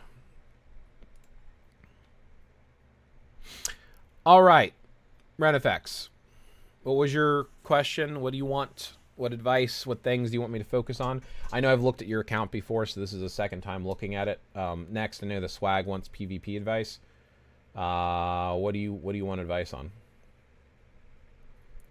In the open? What's in the open? And welcome. Everything? Again? All right. That obelisk on Moon Knight was given to him about 9 years ago. Fair. What stats to aim for on cards on swords? Okay. That's a good spot to start. So let's look at all of your effects. So you have cooldown at 30. That's fine. Ignore defense on 37. That's fine. Critical damage at 23 and critical rate at 34. If you could, obviously it would be nicer if you had a little bit more critical damage. Attack speed at 11 is probably going to hurt a lot of your characters not have maxed attack speed, so something to work on down the road. You got procs for days. That's interesting. Let's see. So do you have the proc here? You do. Proc here? You do. Proc here? Okay. So you got the 3 cards that need the proc with the proc. That's good stuff. You actually have a really good card set too. My biggest concern is the quality. I don't like to see anything below quality 5, and quality 5's pushing it. You don't need the proc on this one, but it's fine to have it. I mean, a 6, quality 6 is fine. You have all attack and cooldown as the bottom 2 crafted stats, which is beautiful. They're blue. Keep those. Good job. Ooh, again, cooldown and all attack. Idealistically, if you could get the all attack on that blue star, energy is better than nothing. At least it's an attack stat. So the 2 of these together could technically, if one of them all attack, it would replace both of them. See what I'm saying? Having both of the all attack doubles that number for all characters. All attack, cool. Critical rate's not a bad one to have. I mean, you got some decent stuff going on. Not a lot of complaints here. Like I said, if you were able to re-roll the blue crafted stat here to all attack and the one over here, that would be ideal if you could afford that. Oh man, one of your critical damages is red. You're going to lose that critical damage. That's going to suck. But at least you have critical damage dodge and the proc at the bottom. Those are some nice stats at a quality 5. Sword. You have one of each. Good. You got 2 that are 6 stones. Good stuff. Your cooldown's at 10% minimum. That's good enough. That's good enough. I don't know if I would change anything. Just keep working on the stones and your swords. Very, very few minor micro adjustments on your cards for the most part. I actually think you're doing pretty good with what you have here. And then I have CTP and equips and Urus. Okay. So where I can throw things around. What kind of advice you want on cards, brah? It's just get the good stats, man. Not that complicated. That's true. I am building deck 2 for PvP. Me too. Appreciate it. Approaching my 3rd month of the game. Yeah, you're doing great, man, for a 3-month-old player. You're only 3 months old. No, you're fine. All right. Wolverine. Conquest. Reforging these is going to make a difference for you. You have his artifact. I mean, yeah, this is good stuff. Leave that alone. Rage. Mighty Rage. Yeah, you're fine, man. Got 0.9 at the bottom there. You have enraged at 180. Yeah, you're doing fine. Brilliant. 280. 1.1. At some point in the future, try to get that top one 300%. We talked about that already. It will make a difference. You got the 0.9, 180. Okay. Finish your ISO 8 sets. That's really important. Are you... Okay. You have some Odin's Blessings on some of them. You've got the hit point stuff. You want every Odin's Blessings to be reforged with the sparkly stuff. It's like, yeah, make it more powerful. Red Scarface, good to see you. Hello, how are you doing? I'm doing okay. How are you doing, man? Good to see you on. Blaze, show me the Rhoda with new Luna. It's the same as the old. But yeah, I can show it to you. The rotation is basically the exact same as your old uniform. Like, there's no difference. It works the same way. But I'll show it to you. That's fine. What do we got here?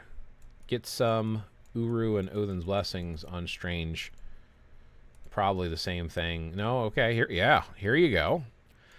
If you can, you want to get the Lightning Odin's Blessing on her. Especially with this physical energy one. Take that off, replace that one, most likely.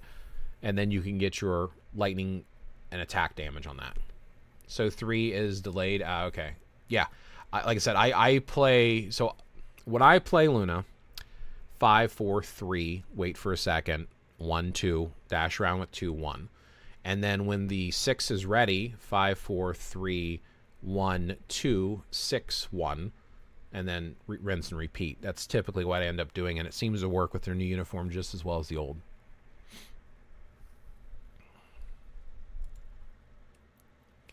Mighty Competition, good stuff. You have the Fury at least. I think you can get the Fury rolled better. You can roll that a lot better, I'm pretty sure. Reroll your CTP there. Again, sparkly stuff. If you can get the cold damage, Odin's Blessings, and finish your ISO 8 sets, I can repeat that for days. Mighty Judgment, I would probably pull that off your Ghost Rider, honestly. Your Ghost Rider's he's more of a striker right now, and you don't even use him as the best primary striker. Maybe leave that alone. Rage, good. 0.9, 180.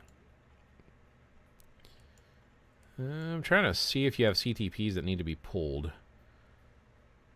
Did it freeze?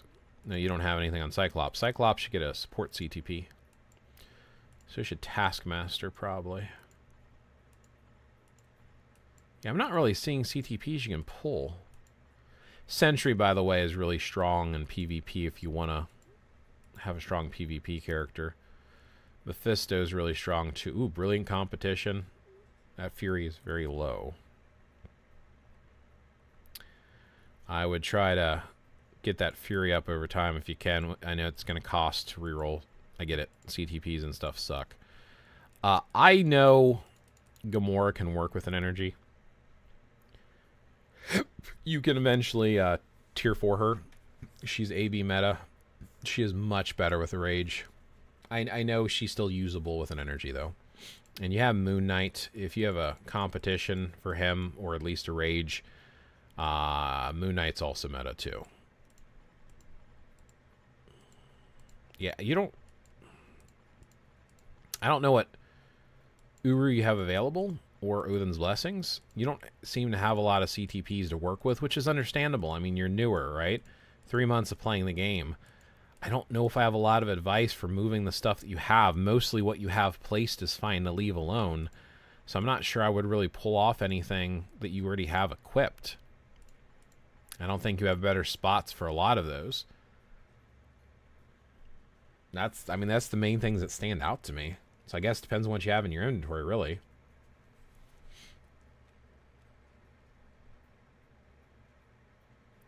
Sheesh, 3 months, crazy builds, right? How much did you spend? Quite a bit on VIP 9. Yeah. That's good progress for 3-month-year-old account. Not bad at all. It shows that VIP 9 3 months account is crazy. I used to play, but I forgot to link the account, so I had to start fresh coming back. There is a way to recover it, or there should be if you had. That sucks, man. Same thing happened to me, but I lost the phone with my MFF. Yeah, it's annoying. I would have so much more progress. It's cool, though. I'm glad, though, the account was... when I started again after the first month of playing, I found Blaze. Supermom.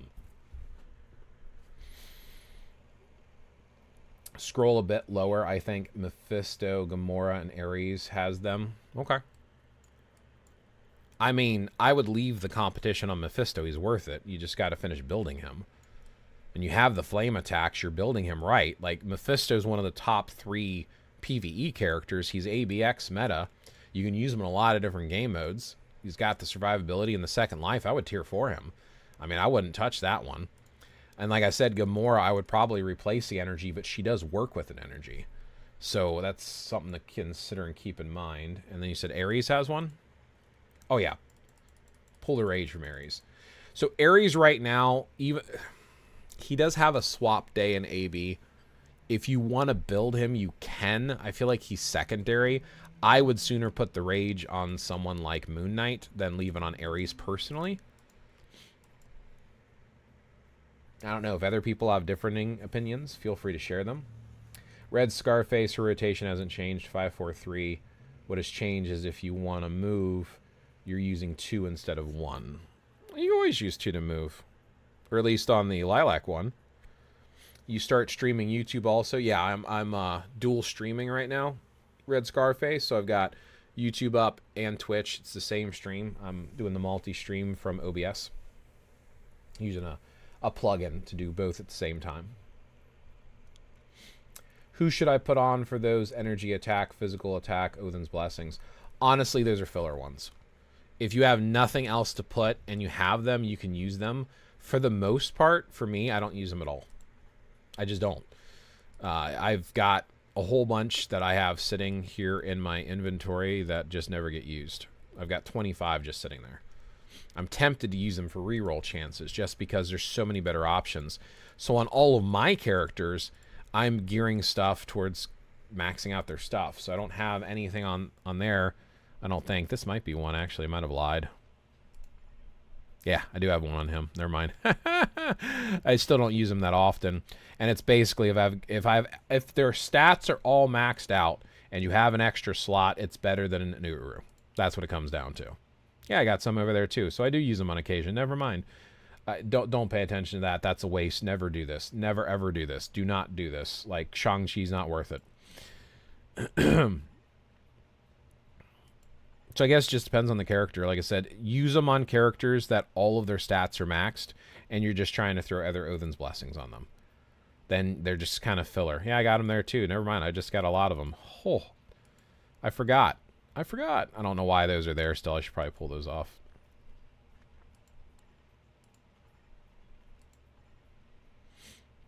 Yeah. So max out your stats. When your stats are maxed, it's a backup one to use instead of an Uru. That's what it comes down to.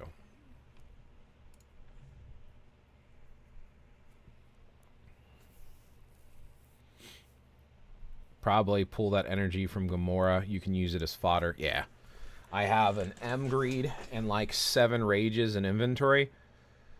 I mean, you could put the greed technically on null, but you're not building them yet. And 7 rages, okay. See, that makes a difference right there. Honestly, your rages should probably be reforged. I think mighties at least. I mean, it's going to be really hard to gamble for the chance up. I mean, obviously people say, if you can get a chance up, get a brilliant, get a brilliant.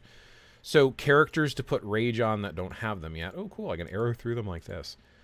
So you have rage on a lot of the right characters. Do not put it on Gwenpool. Do not reforge Thor. I mean, you can, but you don't need to.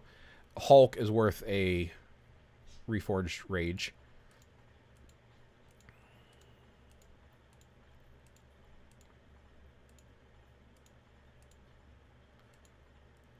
Sentry, you want a conquest if you can get one.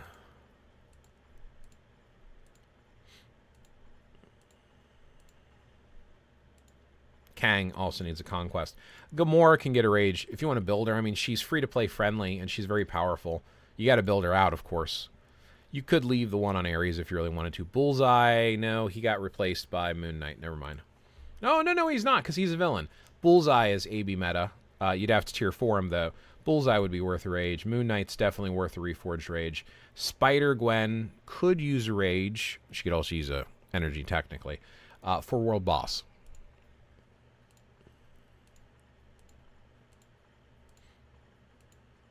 Hopefully that wasn't too fast. Yeah, you don't really have a lot of other characters built. I mean, you have really good support characters. You could put one on Jean. I would put a normal rage on her, if anything. Technically, you could put a reforged rage on your Ghost Rider and give the judgment to Jean, but I don't know if I would go that far. Yeah, you're missing a lot of uniforms for some of the characters like Magneto and stuff, and there's better options. So those are just a few of the things I would consider doing with a couple of your rages. Oh yeah, so Captain America, Sharon Rogers, even with the older uniforms, with an energy, she can eat world bosses alive. Something to consider.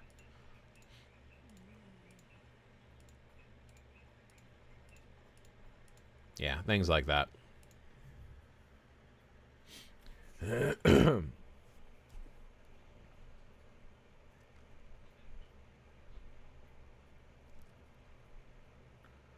Hi, hello, welcome to the stream. Whoa.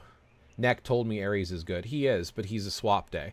So Winter Soldier and Ares, they do swap play with that. I suck at swap play, so you could leave it on there, but you have to build him up, and I think there's better options than Ares, in my opinion. So yeah, like I was saying, you could leave it there. It's fine. He actually advised me to build Ares because I'm still using Doc Ock. Probably smart. Doc Ock is Ancient Bro. Yeah, he has. He's fallen off. Yeah, it's just that I don't like any of the combat villains that came out. Fair enough. Ares is good, though. Ares is good. I'll wait and see how Kingpin does. Fair. If Kingpin is, I'll do Ares. I appreciate the fact that you keep your channel clean. Thank you. Commander's channel and your channel are the only clean channels I've found for MFF. What do you mean by clean? As in, I mostly post MFF content, or... I mean, I appreciate you appreciate me, but I don't know what you're appreciating me for. What does clean supposed to mean? Yeah. Tell us more. Is a mighty comp needed, or is a regular okay? You want the mighty. So the fury you get from the mighty or brilliant is what really takes comp to the next level. I think a basic comp is not really worth equipping, in my opinion. It's not like it's useless. It's just you want the mighty effect. You want the fury. Talk to you while I got my Kang tier 4. Oh, cool. Congrats. Ares will give you more value from, in my opinion, for alien villain and combat. That's fair. That's fair. I say you could probably pull it from Ares based upon the fact that the character's not fully built. But that, I was called out, and honestly, that's fair. Ares, the main reason I'm suggesting, oh, you don't need it on Ares, I don't use him because he's not a main solo AB character. He's a swap AB character. That's why I'm like, well, your account's 3 months old. There's probably other characters to build first. That's the reason I'm saying that. Is that a good reason to listen to me? No, but that's at least why I'm saying that. So just, yeah. But again, this is why I like to do this live, and that's why I like my Discord, is I want countering opinions. No player knows everything. I don't know everything. I can keep saying that because I don't want people to hear something I say, do something, and regret it later. I don't want you to make uninformed decisions. I want to talk about it, give opinions, hear counterpoints. I also learn a little bit when I hear counterpoints Because people bring stuff up and I'll be like, why? And they'll say, because. And I'm like, oh, okay, I'm going to repeat that in my streams from now on, which I've done. I've done this for years. I'll have like some of the top players will come in, share advice. I learn something, and then I start sharing that advice too. Like getting cooldown on your swords, solar. Ares will give you more. M-comp is needed. I agree. Okay, thanks. Hulk over Ares? Yes. I think Hulk has a solo day that you can use him. I don't know of any day you use Ares by himself. Correct me if I'm wrong, anyone out there who plays. But Ares is a swap character that you use on swap days. He is not a main dealer, and you don't solo play him. Ares can be solo. Hulk was combat villain meta, and Ares is definitely better. Really? When did that happen? Seriously? Best light be swapped between him and Winter Soldier, but he alone is still better. My Ares is better than Hulk. Hold on. Hold on.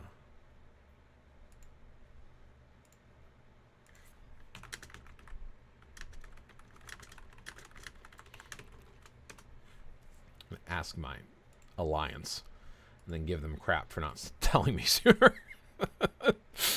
I did not know that, official Eli. That is news for me. I'm going to need to go build my Ares then. Okay, there we go. We all learned something today. Something to check out. I mean, if Ares is... I didn't know that, man. I haven't even, like, built Ares. I mean, I'll go tier 4 him right now. I've got the materials. Are you talking to me? Because I have a brilliant rage, Lucky, for alien villain. Yes, lol. Hulk is outdated. Ares is better. Get Kid Omega. Kid Omega too? For what day? My apologies, Mr. Whale. Brutal. I'm not a whale, man. Not anymore. Not dirty. Numerous Star Creator Club agents talk dirty. Not dirty. Do they? Okay. I didn't know that they talk dirty. Okay. You're welcome. I'm glad I'm not one of the Star Creators that are dirty talkers. Now I'm kind of curious what they say. Like saying, like cursing. Hello, Blaze. Hello, welcome. Welcome to the stream. Using swear words isn't dirty. Are you from the USA? I am. Bro, Hulk is these days. Like, no one uses him. People who still use him just got him for free with the selector. Bro, this guy. Kid Omega is better than Magneto solo. Really? Man. Hold on. So I'm in, as I'd mentioned, I'm in an alliance that is focused on AB. And unless their sheet is outdated, let me look through real quick. So they've got a sheet for like the best characters to use. See, they still have Magneto. Magneto with Gambit and Cyclops for Mutant Day. They're not even using Omega there. And then is Hulk even used? Combat supervillain. It has, yeah, Ares with Winter Soldier. It's a swap. What about ABL? Yep, Ares and Winter Soldier again.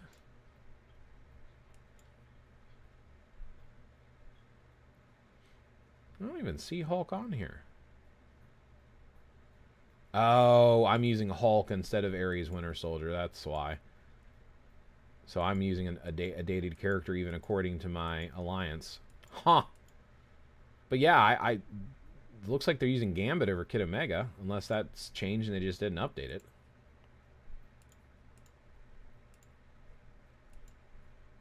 Depending on the build.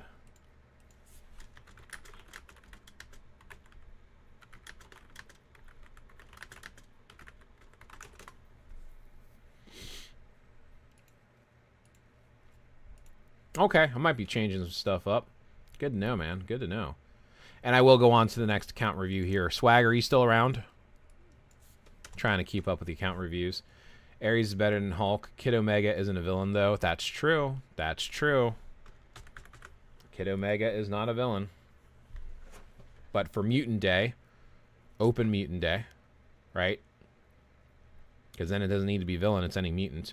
I heard some people were saying that Jean was better to use, but I've seen people Magneto and use Gambit. And I've got Gambit built. I've just never built Kid Omega because I didn't know he was better than Gambit. I mean, my Magneto is better than my Gambit anyway, but I've got a better build on him. That's one thing to keep in mind as you listen to a device. You got to remember that when it comes to using characters, who you have built is sometimes better than who the meta character is. And if you don't have the materials to build up the meta character as good, meta, most effective tactic available, then you might as well use the character that you either play best with or have built right. So just keep that in mind. It is okay to not play with the meta, but find out who the meta is because sometimes they're worth building too. One of the things to be cautious about is how long they've been meta for, because I call that meta chasing, and you can burn materials to build someone who drops off. Just keep that in mind too. Like no one uses people who still use him. Just got him for free. Bro, this guy. Kid Omega is better than Magneto solo. Innuendos is often worked into live Star Creator chats. If that's your cup of tea, cool. Okay. I was not aware of that. I don't watch other Star Creators. Well, I've seen Cynic Alex's videos. I think he's still a Star Creator. But for the most part, I just kind of play the game and talk to folks. Some people say, please talk to... Whoa, that's insane. Yeah, I'm not going to do that. I'm here for the love of Marvel Future Fight. In Twitch chat, you use Strange for villain. How is that relevant? Magneto is old and outdated. Gambit is better than Kid Omega. Kid Omega is better than Magneto. Okay, so Gambit is better. I've got Gambit built with a Rage. To my understanding, Kid Omega is not better than Gambit by default, but free-to-play friendly, and he has mind damage, so he has obes that are more targeted towards him. There's a villain mutant day. You don't use mags for villain mutant either. You use Gene Man. Huh. See, these are good conversations. It's good to hear different opinions and different sides. If you play in a box or just solo, you miss out on some of these conversations. So... good stuff. We appreciate y'all. I'm just going to go ahead and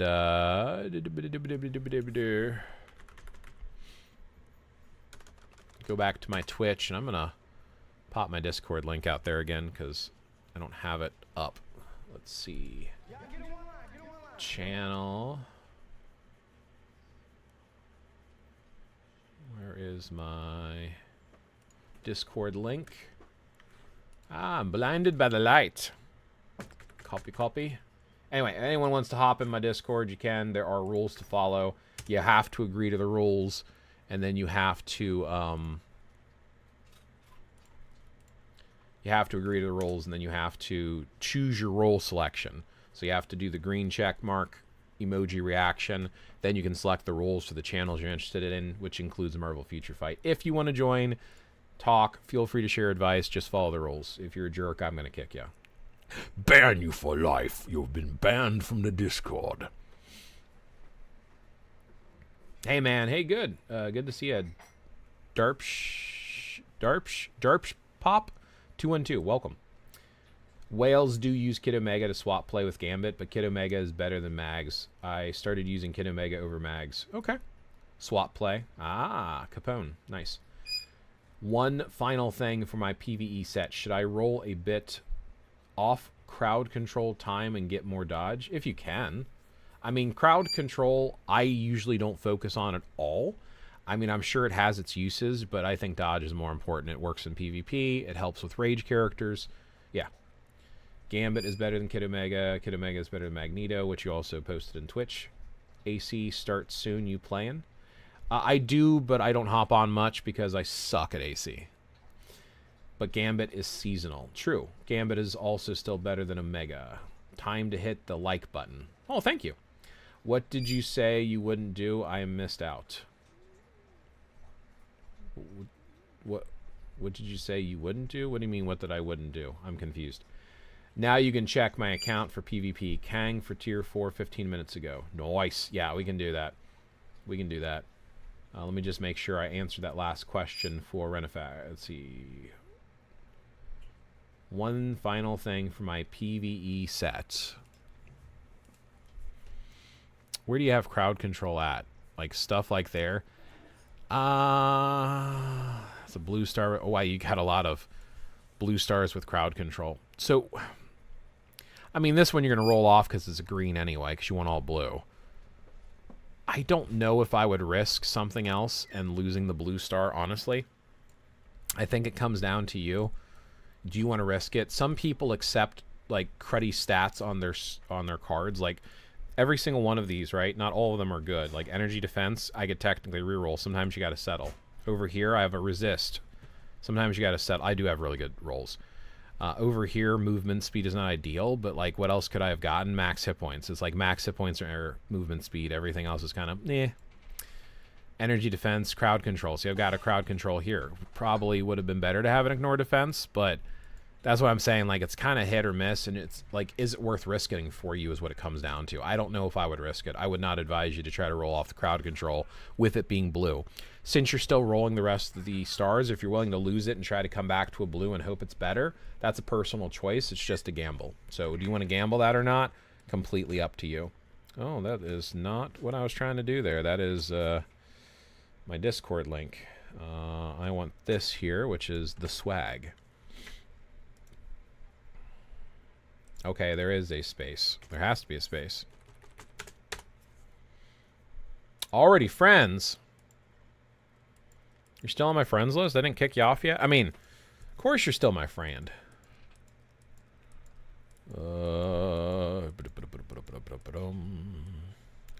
Red Scarface!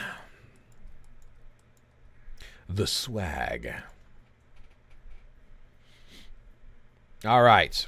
So what is your questions, the swag? What do you want me to focus on? Just general PvP stuff? Sure, let's talk about that. You said something about Star Crater and you wouldn't do... Oh, so apparently some Star Craters, they're saying talk dirty talk and get perverted with innuendos and stuff. And... G1 was saying, I appreciate the fact that you don't do that, and neither does someone else. One of the other Star creators also doesn't do it, and he just was saying that he appreciates it. And I was like, yeah, I wouldn't do that. I'm here to play Marvel Future Fight and enjoy the game and share opinions. Wow, you thought you kicked me? No, I wasn't sure, man. There's like some people who stopped playing. Yo, new here. Welcome. Welcome, Fat Bubba. Welcome to the stream. Ah, I see. Yep. Didn't miss anything super fun. You may... Wait, what did I miss in Twitch? Twitch is saying, dude, if you're talking about who are metas, then we are talking in general, not just because you kept one character PvP. I wasn't necessarily saying top meta. I just said Kid Omega doesn't replace Magneto because he's a hero. Yes, he does, though. My Mephisto is PvP, so he doesn't replace Luna on open day or whatever. If you're comparing Kid Omega and Magneto, you're talking about the same day. You make no sense. Kid Omega replaces the day.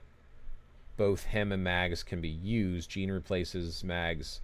You're saying I don't make sense because you're not talking about the same thing I am. I see what official Eli is saying, Solars. He's basically saying that we have 2 days to talk about. Mutant Day and Villain Mutant Day. And on Mutant Day...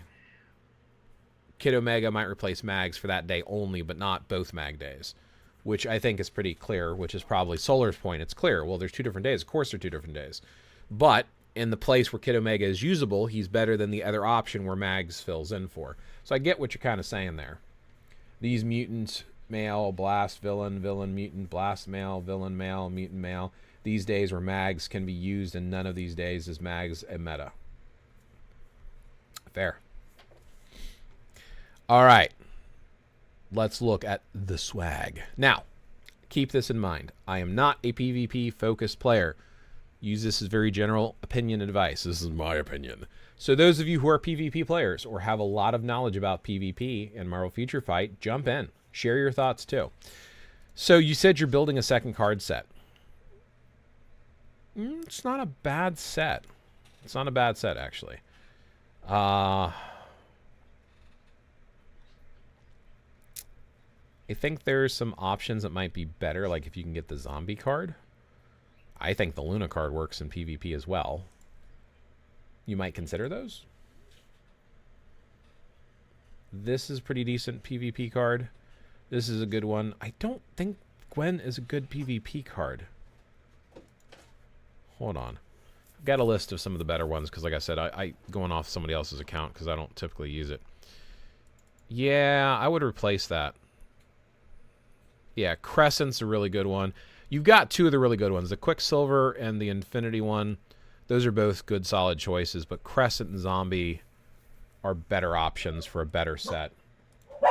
I don't know if I would stick with the Gwenpool one. The Guardians, I mean, it's a good card, period, so it's fine. Black Widow is probably not optimal, but it's still reasonable. So I don't think these are bad on a whole. But yeah, this one here, the Infinity one and the Quicksilver one are great options, especially because of the top stats. Now, I could see why you would want to do this because of the max hit points being up there, but it's got the cooldown and stuff. I'd probably replace this over time, get something better on you, especially with you just starting and it's only a quality 2. On a whole, not terrible. Card effects, let's see how we're doing here. 51 on the hit points. Dodge is only at 13. Cooldown is good. Crowd control is good. Got one of the procs there. I mean, probably could do a little bit more ignore dodge and ignore defense. On a whole, not terrible. Yeah, I would replace Gwen. I said that Mega replaces Mags in the days where both of them can be used. I know. Why would I say he replaces him in villain days where he can't be used? My whole point is Mags doesn't meta anymore and isn't worth building. If you kept your Gene PvP, then your focus isn't AB now, is it? True.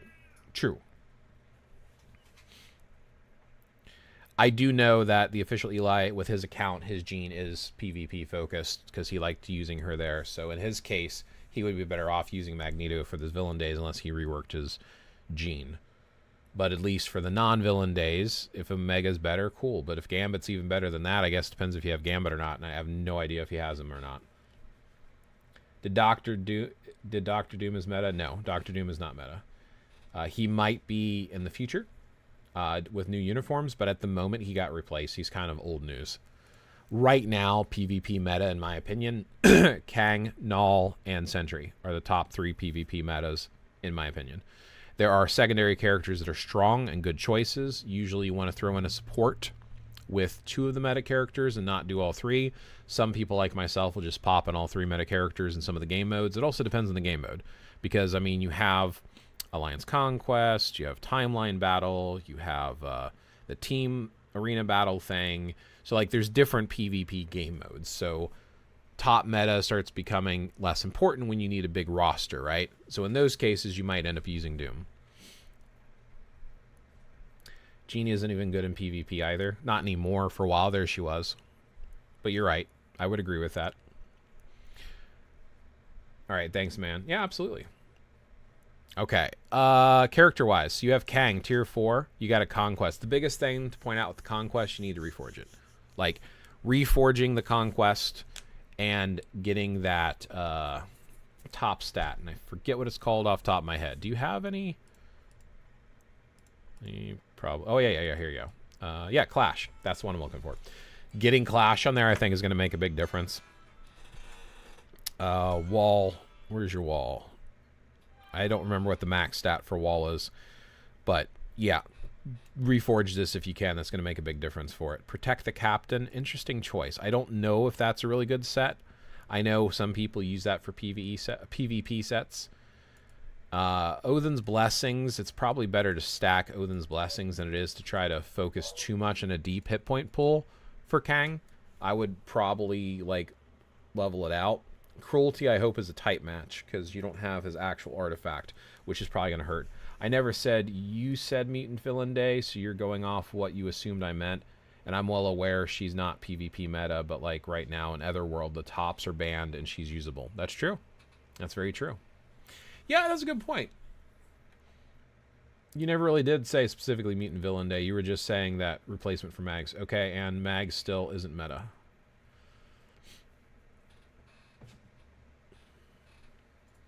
Wow, I thought you kicked me. Replaced. All right. Silver Surfer. Got it. Silver Surfer is so-so. I think he's not in the top 5, but he works with team ups. So, like, for example, in timeline battle specifically, you always wants to have remove debuffs. Remove debuffs is critical. Debuff, and I've got a video on YouTube if you want to check it out, talks about what debuff is. It basically locks down characters, webs them up, things like that. With Null, and I don't know if you can see the skills from here. Is it not going to show the skills from here? Null does not have removes debuffs leadership, I don't think. Could be wrong. Let me double check. Don't want to misspeak. And then I'll go back to your account. Yeah, he increases attacks, so he doesn't have the debuff. So you can technically throw Silver Surfer, who does have it, on the team with him. And that can work as a team up. Technically, you could do a Surfer, Null, and Agent Venom, which is a nice PvP team. But in stuff like Timeline Battle, you're usually better off throwing Sentry's leadership with the debuff leadership, Null, and then Agent Venom or Ebony Maw as a support character. Or some people like myself are doing a Sentry Null Kang team. So there's some options in there. Greed, I think, is a perfectly reasonable choice. As a lot of people are pointing out, if you have the Conquest, put a Conquest instead. It's a better option. Sentry, definitely worth the Mighty Conquest. You got the Clash on there, which is fantastic. Again, I don't know the max for Wall, but if you can get, as a Mighty, you want to max out Clash and Wall. It's worth re-rolling to get those maxed out. You again have the Protect the Captain. You don't have Odin's Blessings. You really should fill out Odin's Blessings on these characters. Unlock that gear stat on those three there, getting that gear stat unlocked. And what are you doing here? You have the Disarmament. That's not a bad choice. I actually think Damage Control works better for Sentry. I could be wrong, but I believe Damage Control is the focus and the Disarmament's secondary. Let's see. You have an Authority. Yeah, this is the old Doom Steel Authority. I mean, he's not really usable as much anymore. Mighty Conquest. Yeah, see, I would have the Mighty Conquest on Kang and Null before I put it on Silver Surfer, personally. Same thing here. The Mighty Conquest. So Shala Ball is not really used in PvP. The only time I've seen Shala Ball used is team-ups with Mephisto to do the co-op, but there's better teams now. So I don't see Surfer and Shala Ball used as a team-up anywhere. I would highly recommend pulling this off and putting... Like, I would leave it on Surfer before Shala Ball. Like, I really don't think Shala Ball is worth having. Thanos you have for PvP, that's fine. You have an Authority on Strife, that's an interesting choice, but okay. Wolverine, again, with the Greed. Okay. And Greed works on him. You could put a... Well, Deadpool's not really top meta, but... Destruction's like, at this point, a Destruction is a glorified... obelisk, essentially. So putting an actual PvP one on him and using him, since you have his Undying artifact, you might consider doing that as well. I mean, but you're not going to use him in Timeline Battle. You might use him on some teams, and you might use him on Conquest if you play Conquest. Spider-Man with an Authority, I can get that. He's kind of dropped off too, but he still has some PvP value. Carnage also has some PvP value. Ebony Maw with the uniform. Even without the uniform, I still think he has it. He has support abilities for PvP. You could throw Ebony Maw on some of your teams. Magic has some value in PvP, even though it's more budget value. Gore has some value as well. I don't know if he works with Greed. Honestly, I mean, I don't know if I would necessarily waste a Conquest on him, especially with limited Conquests, but at the very least, I would consider for Gore throwing on something like an Authority at the very least, an Authority with Steel or something. He doesn't have a ton of value, though. Again, Conquest type of character at this point, or that one battle with the groups of characters and you have restricted characters. Is Carnage worth a tier 4? I don't know if I would say he's worth a tier 4. He can work on niche teams for Null in certain game modes. You're not going to use him in Timeline Battle, though. And I don't see him used anymore. For a while there, I would see Carnage used with Null teams on Timeline Battle, but that fell off a while ago. So I don't think you're going to get a lot of use out of him if you do tier 4 him. And then you've got the energy on Adam Warlock, which is fantastic because, like I said, when he comes back alive with his 2, he does a lot of damage. Although I would give him an attack set over Protect the Captain, because the attack set, he's about bursting down the enemy. So you layering on damage with him, it's not about him staying alive, it's about him bursting down the opposition. So I think he needs to be tweaked on his build if you want to use him. But again, people don't use him since Kang came around. I don't see Adam Warlock being used very often at all. So that's at least my 2 cents when it comes to PvP. So that's the best I can do, because I don't, like I said, I don't do a lot with PvP. If other folks have opinion on anything that I just said or on his account or suggestions, please do share them. I'm all ears. I see replace Gwen, right? Gwen. Got it. Likes. Are we talking Gwenpool? Are we talking Spider-Gwen? Which one are we talking about replacing? Which Gwen? Lost track of where I was. Are you just doing account help? I am at the moment, yes. But I'll be playing some more in a minute here as well. Let's move to my account. You are next. Gwen card. Yes, replace Gwen. Yes, absolutely. Okay, and never said Magneto was meta. I said Omega doesn't replace Magneto, which is true in the context I meant it. And yes, Blaze, I have tier 4 Gambit. That's actually why I haven't tiered 4 Omega. Fair, fair. Mephisto doesn't replace Luna because they're speed days. Maybe a bad example, but the point is kind of there. Omega is better at the days. Both can be used, so he does replace Mags for those days. Honestly, Solar, I feel like you and Official Eli are arguing from different sides, but saying something very similar. If you both feel like you need to settle it or finish clarifying, fine, but I would just drop it at this point and move forward. I think you both agree, and you both realize what the other person is saying and what they meant. Feels like splitting hairs to me. Let's get back to just enjoying Marvel Future Fight. Come on. Come on! Let's get this show on the road. Any last final questions? The swag.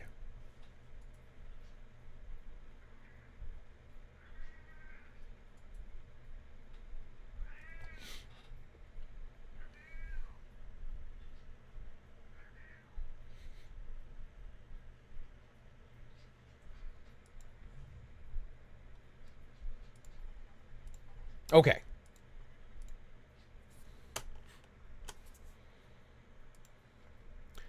Time for B11 or B111. B.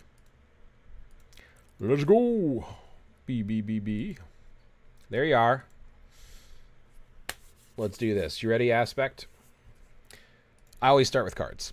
That's the first thing I like to look at. So, first thing that stands out to me is you have a zombie card here, which is good for PvP, not for PvE. In my usual recommendations, I usually recommend avoiding a hybrid set, although some players find this valuable. I find it better to focus on one game mode. PvE is where you grind materials. I feel like it holds you back to do a hybrid set. That's just my 2 cents. This Black Panther card is not super great due to the fact that one of the top stats on the bottom, which is orange, says physical attack, which only helps out half of your characters. In my opinion, I would consider replacing Black Panther and Marvel Zombies Return. Now, keep in mind with the Marvel Zombies, it is one of the top 5 PvP cards, so I would pay for the unequip, save it in my inventory for building a second set later. If you want to go hybrid, you can leave that. But the Black Panther, I think, needs to be replaced. There are way better options. This Black Panther card, on the other hand, is actually pretty decent. It's not one of the top 5 cards for PvE, but it is one of the top 10 cards, mainly because of that all attack and cooldown being 2 of the top orange stats. Critical rate being a locked stat is nice as well because critical damage, not critical rate. Critical damage being a locked stat is also helpful as well. This is a quality 4. You have attack speed and ignore defense on the bottom. Those are not terrible to have. You could consider re-rolling this down the road, but 6s and 7s, it can take a while, and getting decent stats can be painful as well. Obviously, you're still crafting it. The Black Panther 166, like I said, is a top 10 card. It's perfectly fine to keep. Guardians of the Galaxy, I argue, is one of the top 5, if not at the very least top 6 PvE cards in the game. Baby Spidey does rival it for a similar reason. Having the attack stat is one of the top ones for orange. The attack speed's solid. The proc is not necessarily needed. It is a quality 6, which is not bad. You have energy defense and all basic defenses at the bottom with the movement speed increase. I honestly would consider re-rolling this. The best thing about this in the Baby Spidey card is you can roll double attack at the bottom, 1 energy and 1 physical, which is the equivalent of having another all attack. So I would recommend re-rolling this to at least a quality 5, if not higher, to get the double attack at the bottom, because it will help down the road. Something to think about, something to consider. It is not ideal to have the energy attack, but with having all 6 and having the +5 for Pierce, I would not recraft the crafted stats. Just keep in mind the poison resist and the energy attack hurts my soul to see. Luna. The biggest thing with Luna is the proc. You don't have the proc. This needs to be rolled, absolutely. When it comes to the Luna Snow card, the White Fox card, and the Ghost Rider card, as well as the Fantastic Four card, it's all about the proc. It's all about that proc. You don't have it. It needs to be re-rolled at some point. It's going to hurt to have lower quality because all your crafted stats are going to go down, and this does have the all attack and attack speed. You have some pretty good crafted stats options. Attack speed, all basic attacks and dodge are beautiful options to have on crafted stats. So if you end up with a 5 or lower and you get the proc, you probably want to keep re-rolling until you get a little bit higher. Just keep in mind, the 5 is 9.5. The 6 is 10. You're losing a 0.5. It's not going to break your account. So even if you could get a 5, it's okay. Obviously, higher is better, but you want that proc. The zombie one here, again, I mean, you have the all basic attack, so I get it. And it has the hit points. That doesn't feel much different than something like this, hit points and all attack. But the zombie card, like I said, is mostly geared for PvP. You have the double resists, so it does look like you're going the hybrid route. I'm removing that with Ghost Rider card. Which one? Hello there. Welcome. Welcome, Quillen. Yeah, Ghost Rider card is fantastic. If you replace the Black Panther with Ghost Rider, you'll be in good shape. The Ghost Rider also needs the proc on it, by the way. All in all, you don't have a bad card set. So that's the little bit of advice I would consider. You have one of each color for the swords. This is good. I always recommend it. Your cooldown... Where is your cooldown? Do you have cooldown on your cards?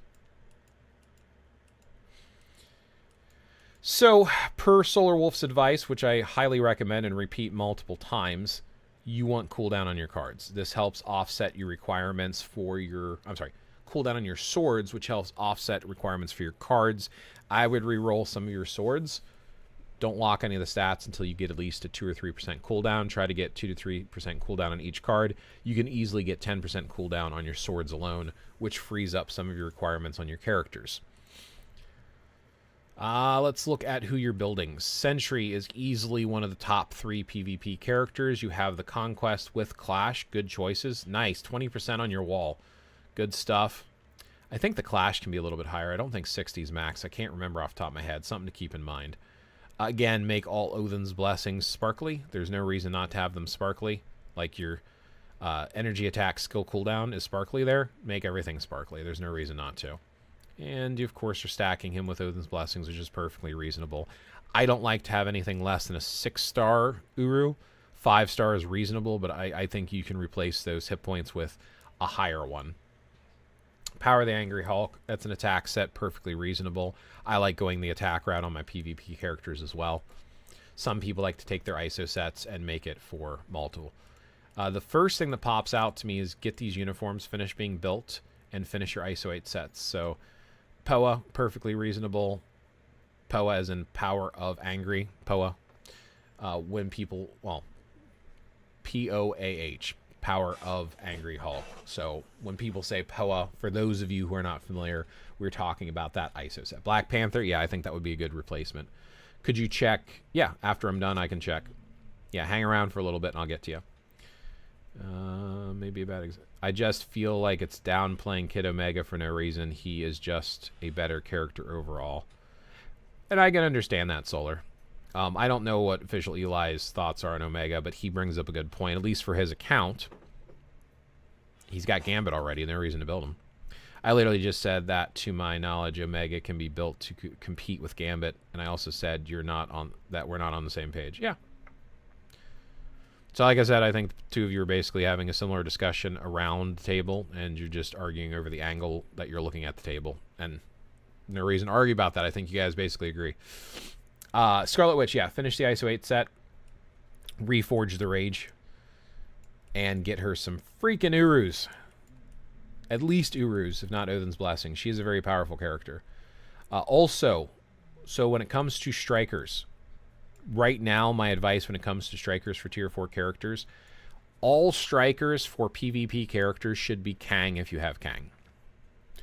All strikers for PvE characters should be based upon where you're using them. If they are AB, ABX, if you have him, should be Loki with his new hero uniform. For ABL, it should be Miles if you have his zombie uniform. Everyone else should probably have Ghost Rider as a striker because that's exceptionally good in World Boss Legendary and World Boss on a whole. Something to keep in mind. I would not have Thor as a striker or Ghost Rider in these cases. I would swap out their strikers because you can have the same striker on every character. Same thing here. There's no reason Storm should have this person as a striker. You want to finish the ISO 8 set, of course. The competition, as I was mentioning earlier, I feel like she works better with the Rage. She does work with the competition. It's fine. I just think you'll get more out of her with the Rage. She absolutely needs Uru. Rage is great on Venom if you can reforge it. Again, finish the ISO 8 set. Get some Uru on him. Hawkeyes. It's an attack set. With the whole purpose of having Hawkeyes is for the cooldown. The only reason to equip the ISO 8 set Hawkeyes is so you have enough cooldown to compensate for not having enough on your cards and swords. If you get it on your swords, you won't need this. You can reroll to a POA or an overdrive. Either one's fine. I think one gives attack speed and one does like either crit rate or crit damage is the main difference between the sets. Ghost Rider, yeah, Judgment is fine. Again, change of that striker. Same things. Check out that striker. Reforge this if you can. Try to amplify. Oh yeah, they're mostly amplified. Just, yeah. I can see the hit point one's not amplified because you don't see the green number. Something to do over time. Again, at least 5-star on your Uru, and make sure you fill out all the slots. Judgment's fine. I mean, he's basically world boss. You could eventually tier 4 your Doctor Strange. He's actually... You have him with a proc. A 140. You don't even have a 200% proc on him. He's fine with a proc. He's better with an anger proc or a rage if you can. He is one of the more powerful characters, right up there with Storm, side by side with Storm. Worth considering tier 4ing him over time and giving him a better one. Cyclops. I mean, he's a support. Better to put a support CTP on him. I can see why you would put an egg on Carnage. Same thing here. Hulk is much better if you have an anger proc on him because it's very hard to land on your 5 every time. And if you are going to do a proc on him, you typically want to do a 200%. The 180 is better than nothing. And you have the max hit points, which actually increases his damage. You can put hit point Uru on him. You're probably lacking on Uru if you have so many characters without all the Urus. She's definitely proc, but again, you want a 200% energy if you have it.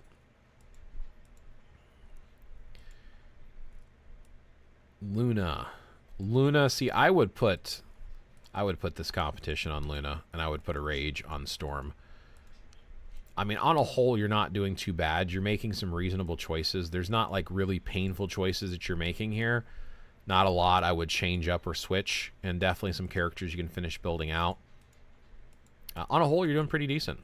Any specific questions? I mean, that's the main things that stand out to me. Hi, could you please check my account? Yeah, I can put you on the list right after Honorog Vernma will be next, and then Natsume, you'll be right after that, and then Quillen. Yeah, I'll check all 3 of yours right after this. Who should you tier 4 next?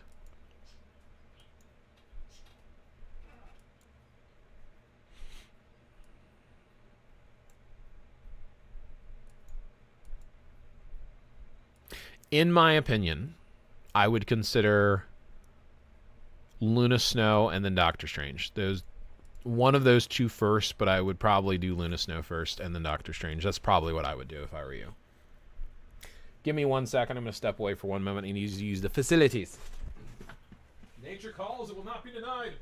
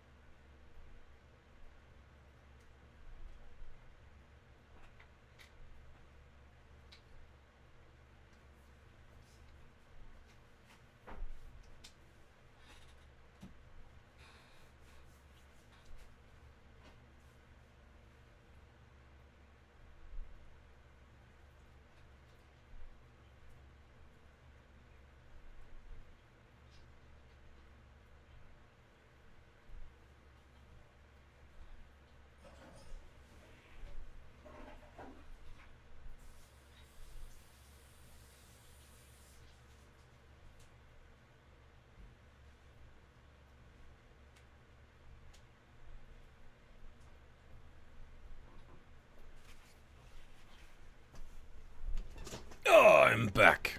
Thank you for your patience. Did you claim agent training rewards? I have been. I haven't done them today. Why? All right. So next is Anurag. You're next. I feel like I'm down playing Kid Omega. I literally just... Okay. Cool. Conversation's done. Hopefully nobody's mad at each other. Have good conversations. Good stuff. ANURAG6767. All right, let's take a look. Okay, so looking at cards here, the only thing that really stands out that you need to change up is the Quicksilver is not ideal here because the Quicksilver is more of a PvP card. Luna Snow and Ghost Rider are two of the top 5 best PvE cards in the game. The Uncanny Avengers and the Black Panther are two of the top 10, so those are reasonable to have. You also have a quality 3. So the thing to understand, and I've got a whole video on cards here on YouTube if you want to check it out, but basically your quality affects your top 2 orange stats and every crafted stat. So the higher that quality is, the higher it can be. At a 7%, you get 11% on each of those stats. 3 is very, very, very low. So unless you have... Actually, no. I would argue never accept anything less than a quality 5. You need to reroll your cards. You need to get them higher quality with reasonable bottom stats because the gold stats at the very bottom are randomized. Black Panther 166 is a perfectly reasonable card. It does hurt to have the physical attack on the blue crafted stat. Not much you can do about it at this point. But at the bottom, you have all basic defenses, ignore defense, and critical rate. Those are decent, and it's going to hurt to lose those. But if you can get the quality higher, you can get a higher percentage on all your other stats. Something to consider. Just know you are going to lose the gold stats on the bottom, and I don't know what you're going to get. It's random. So be prepared. You haven't finished crafting your Ghost Rider or your Uncanny Avengers. I highly, highly, highly recommend the first thing that you need to do is focus on blue all attack on that last star and then try to craft the rest of your stars. I know this is easier said than done, especially for someone like myself who has been playing for years and has a ton of cards. So you might not be able to afford to. You might need to settle. I'm just saying that ultimately, if you can get the all attack on the blue, I would recommend doing that first. You have the proc. This is what you want. But again, the quality is super low. I would recommend trying to reroll critical damage and cooldown. Those are actually really good stats. If this is a quality 5, I wouldn't touch it. You are missing the proc on your Luna. Proc is the main reason to have the Luna card. This 100% needs to be rolled to get the proc. And of course, finish crafting. Energy attack. Critical rate and critical damage are wonderful blue stars. Those are solid rolls there. Very, very, very lucky stuff. Over here, you just got to worry about crafting it and getting the quality up. You have the physical attack, attack speed. Again, you have really good stats, but such low quality. Something to consider over time. It's just based upon your resources. Let's look at your swords. So the main thing that I recommend with swords is have one of each color. You eventually want to replace them, but you want one of each color. You don't want the double orange and the double purple. Get one of each, get the variety, and slowly replace them as you get more stones matching that color over time. Your cooldown is 5%. You want to aim for around 10% with your swords to offset your needs for your cards. But aside from that, perfectly reasonable. Just like I said, try to get a yellow and a green sword in here and replace one of them. Over time, when you have the resources, keep trying to craft to get more stones of each color. But yeah, that's about it. Let's look at your characters. Thanks a lot. No problem. Just checking in case you forgot. Oh, fair enough. I appreciate that, Solar. I got Zombies and New Avengers in inventory. Zombies is going to be a PvP card. Avengers is actually one of the top 5 PvP cards or PvE cards. So yeah, Avengers is worth, as long as it's the right Avengers one. Got it. Can you review my account? Yep, I'll put you on the list. I've got 2 in front of you. Okay, got it. All right. Storm. Rage. Yeah, perfectly reasonable. You got the 0.9. Now, you do want the top stat. You don't want the all attack. You want enraged. Idealistically, you want the 0.9 at the bottom and enraged at the highest possible enraged value. But enraged is really, it's like a secondary proc on your rage. It's very important to have. This all attack is not going to help you as much. Reroll this if you can and try to get max enraged and then the max bottom stat. Poe is perfectly reasonable. Finish your Uru. Like, make sure there's one on each slot, but also any of the Odin's blessings, amplify them if you can. You want them sparkly. They do more. Thor, reasonable to have the judgment. Not sure why he's tiered for it. He's not a terrible character. He's just mostly world boss. You do want to finish off this set. By the way, Hawkeye's is all about cooldown, like I was saying earlier. If you have more on your swords, you might not necessarily need cooldown for them. You also might have just accepted it because it was the first. Again, Urus are always important. 5 or more if you can. Ghost Rider, I don't know if he's worth a rage. You can use him in World Boss. You're not going to use him in AB. There's better options for GBR. He's not horrible to have. He's not like top meta anywhere at this point. So if you want to leave it on, you can. I would consider replacing it, giving him something else, like saving the rage for another character, but that's just my 2 cents. I would not give him Odin's Blessings at all, especially the Flame one. I would save it for meta Flame characters like Mephisto for eventually. Things like that. Something to consider down the road. I mean, if you don't have anyone else to work with, it's fine. It's just, there's better options. Luna. Luna 100% should have a rage. I would pull this rage and give it to Luna instantly. Luna's better with competition, I think. But, yeah, having a competition or a rage on her instead of what I call an anger proc. She doesn't have her newest uniform. She just had one come out. If you can afford to get it, get it. Makes her way better. This is probably my favorite design, but it's, yeah, she's better with one of the other uniforms. Cable. Interesting choice. Energy. Usually this uniform... I thought this was... No, this does work with energy, this uniform. It's one of his older uniforms. The darkness one definitely works better with the rage. Not a lot to suggest right there. He's just... You're not going to get a lot of use out of him right now, other than niche game modes. Rage on a Venom's perfectly fine with this uniform. He's meta for AB. It's perfectly fine and reasonable. If you can get a 200% proc on her, it's even better, and energy is even better than that. She's phenomenal with an energy, even with her older uniform. Obviously, the newer uniforms are better, but she will eat World Boss alive for you.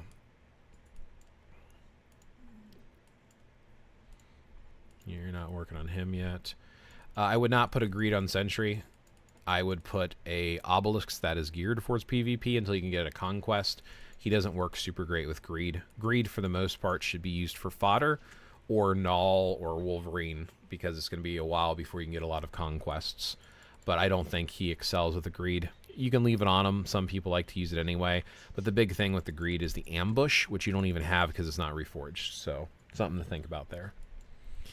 I mean, for the most part, it looks like your count's on the newer side. Not a lot of things stand out. Is there specific questions you had?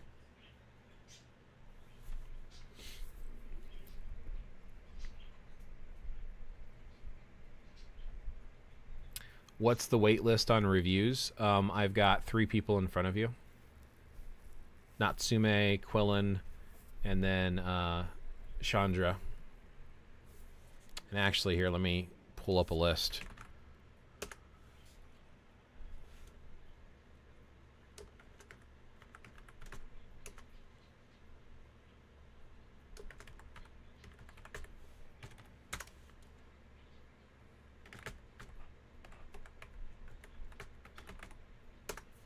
So if you want me to add to that list, I can. Just need your in-game name. Next tier 4 after Ghost Rider, Luna or Loki. Also got 2 Rages, 1 Competition, 1 Brilliant, and Mighty Authority, and Mighty Destruction. Whom should I give all of these? So in my opinion, I would probably do Luna if you can get the uniform. Loki needs his new uniform as well. So if you can't get the uniforms, keep that in mind. Luna's a premium character, super easy to use, a lot of survivability, and pretty much used in every game mode. Loki, for the most part, is going to be a world boss character. I'm sorry, an AB character for the most part. That's where he excels, is AB. So if you're pushing AB, Loki. Luna's used everywhere. So I would tier 4 Luna first, and I would absolutely get the uniform. I would give her a mightier brilliant competition over a rage, but she's phenomenal with a rage. Loki, with his newest uniform, his hero uniform, is really good with a rage. He is free-to-play friendly, but again, he's going to be more niche and focused in areas. It's not that he can't do World Boss, but Luna does it better. They have different restriction days, though, so you're going to need both over time. But I would prioritize Luna. As far as rages in competition, if it's just a normal competition, you don't really have a lot of choices right now. I'd probably hang on to it to reforge it down the road. Rages, rage characters that could probably use rage that don't have them on your account right now, as I'd mentioned, Luna Snow for sure, Loki if you decide to build him. I don't know anyone else standing out right now for the other rages. For your authorities, I would just save them. Authority is good in PvP, but it's old good. It's like old news. She could probably use it for fodder down the road. Destruction's complete fodder. It's basically a glorified obelisk at this point. Now, if you have the strike, it works really good against World Boss. So if you gave it to a World Boss character that only does good in World Boss Legendary, that's proc friendly, you could. It's probably better for fodder for reforging, though. Yeah, I'll add you to the list. EHMEHT. That's 4 more account reviews. That will be the last account review I'll accept today unless somebody's not available when I get to your name. Is energy better than Conquest for Adam? I think so, yes, Bubble Tea. Because I think Adam's primary use in PvP is his burst damage to burst down the opponent. So I feel like a Mighty or even a Brilliant Energy on him makes the most use, but Adam doesn't have a lot of use anymore. So it's kind of like, eh.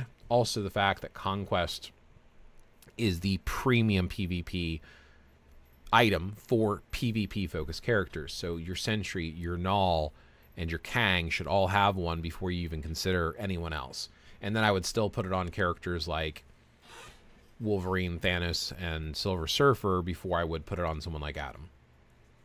That's just my opinion, but I also don't focus on PvP. I'm going to repeat that a lot because I don't want you to take what I'm saying out of context or miss my point. Can you also check my account? All right. I'll add one more name since you probably had that up before I said I'm not taking any more. AMLANN. Cool. 5 more. Also, should I build Sentry tier 4 or focus on getting more normal tier 4 first? Can't remember everyone you had built on your account already. Is this your account? Am I looking at your account right now? Yeah, I'm looking at your account. Okay. Should I build Sentry tier 4 or focus on getting more normal tier 4s? I mean, Sentry needs his uniform and he doesn't have a conquest. You do have his artifact at least. I have an opinion. I think PvE is more vital because you farm materials. PvP is very competitive, constantly switching, and very expensive. But in the rung of where you are with PvP, you can still be slightly competitive. It's just getting some of the top rewards. It's easier to get them in PvE, and farming is important as well. So I personally would focus on normal tier 4s first and keep Sentry on the back burner. With that being said, Sentry is one of the top 3 PvPs and has a lot of value and will probably stay in the meta. So it comes down to personal preference and choice. Sentry is mostly going to be used in timeline battle, and he's really good at that, especially if you give him a double support or give him a backup, and he has the lead for removes all debuffs, so he's got really good usage. I just personally wouldn't prioritize him right now for your account. Yeah, no problem. All right, next on the list. Are you still here? What was your username? Natsume. Are you still here, Natsume? Awesome. All right, let's take a peek ski. Ooh, okay. All right. So, honestly, 3 of your cards, White Fox, Luna, and Guardians, top 5 best cards in the game. Baby Spidey and Uncanny is at least top 10. Baby Spidey is kind of like competitive with Guardians of the Galaxy for one of the top cards for the top 5 spot. It's kind of like between the 2 of those, so take it or leave it. You have the proc. Beautiful. And you have the all attack on the blue crafted star. Good stuff. I like seeing that. Energy on the blue star. Okay. And you have energy attack. You at least have one of the 2 attack stats. Idealistically, you want the double attack at the bottom. But that's not bad. That's not bad. White Fox. Again, got the proc. Sweet. You have energy at the bottom. That kind of sucks. But, you know, at least it's an attack stat. It's better to see an attack stat on that last star than nothing. What have we got here? We have energy attack. Okay, it's reasonably rolled. It's quality 6. And we got the all attack on the blue star. That's good stuff. So yeah, you've got decent cards. Honestly, I don't think I would change much about them. Oh, you got the double attack on the bottom. It's your lowest quality. Would be better if it was a 5 or a 6. Obviously, 7 would be perfect. But you have the double attack at the bottom. That right there is the go-to option for the Baby Spidey and the Guardians card. That's what makes them so good. And you have all attack on your crafted blue stat. That's good stuff. Honestly, the quality is the only thing that's hurting you here, but that's such a good roll at the bottom. I don't know if I would risk re-rolling that. Yeah, your cards are fine. Nothing to suggest with your cards. You're doing great. I'm going to give you the same advice I give to everyone. You should have one of each color. You want to get rid of your 2 stone red sword and replace it with a yellow.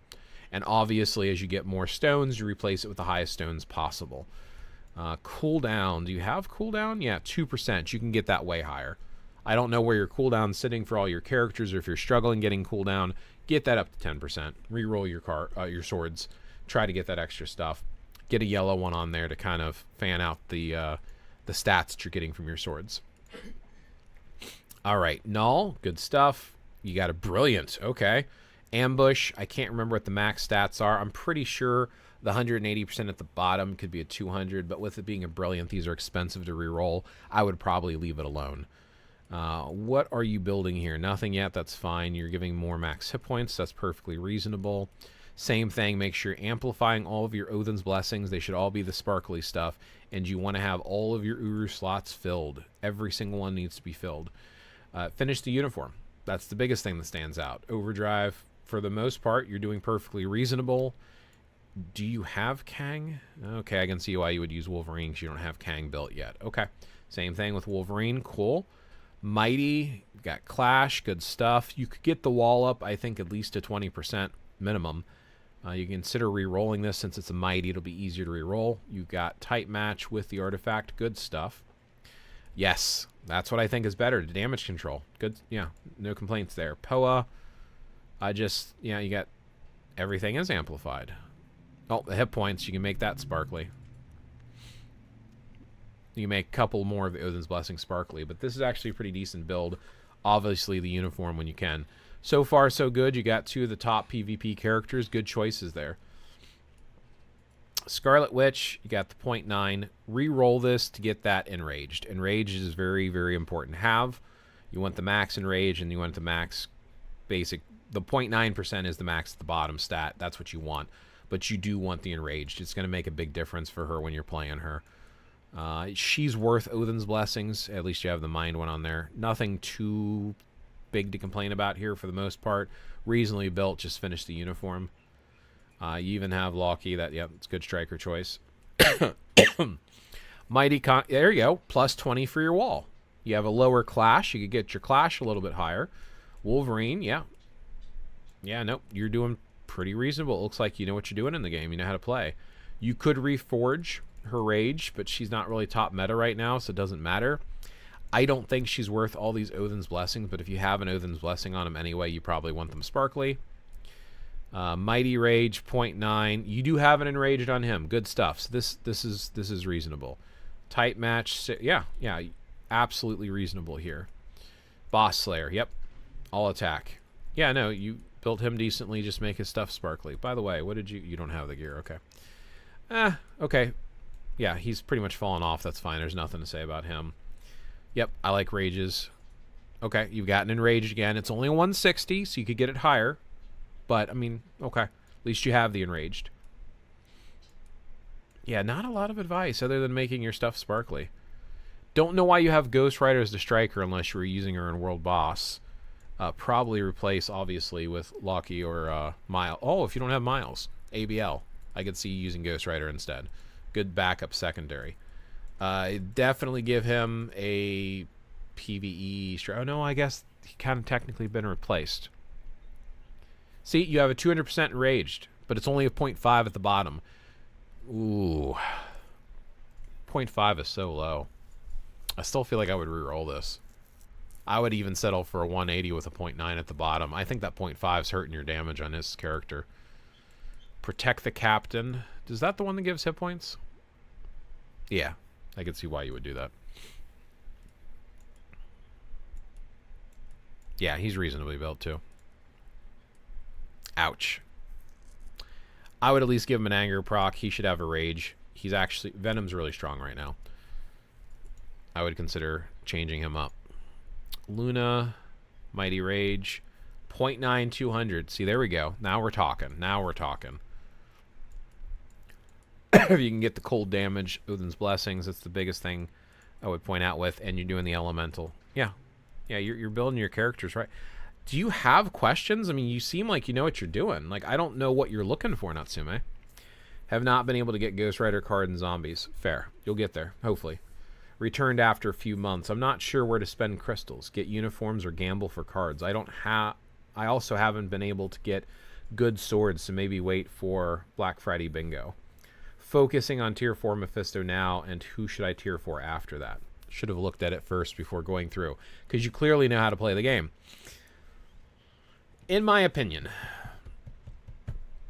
getting your cards sorted out first is probably one of the top priorities. So I would sort out your cards first. After that, bingo's expensive. I think you need like 20 or 30,000 crystals or something like that to finish them.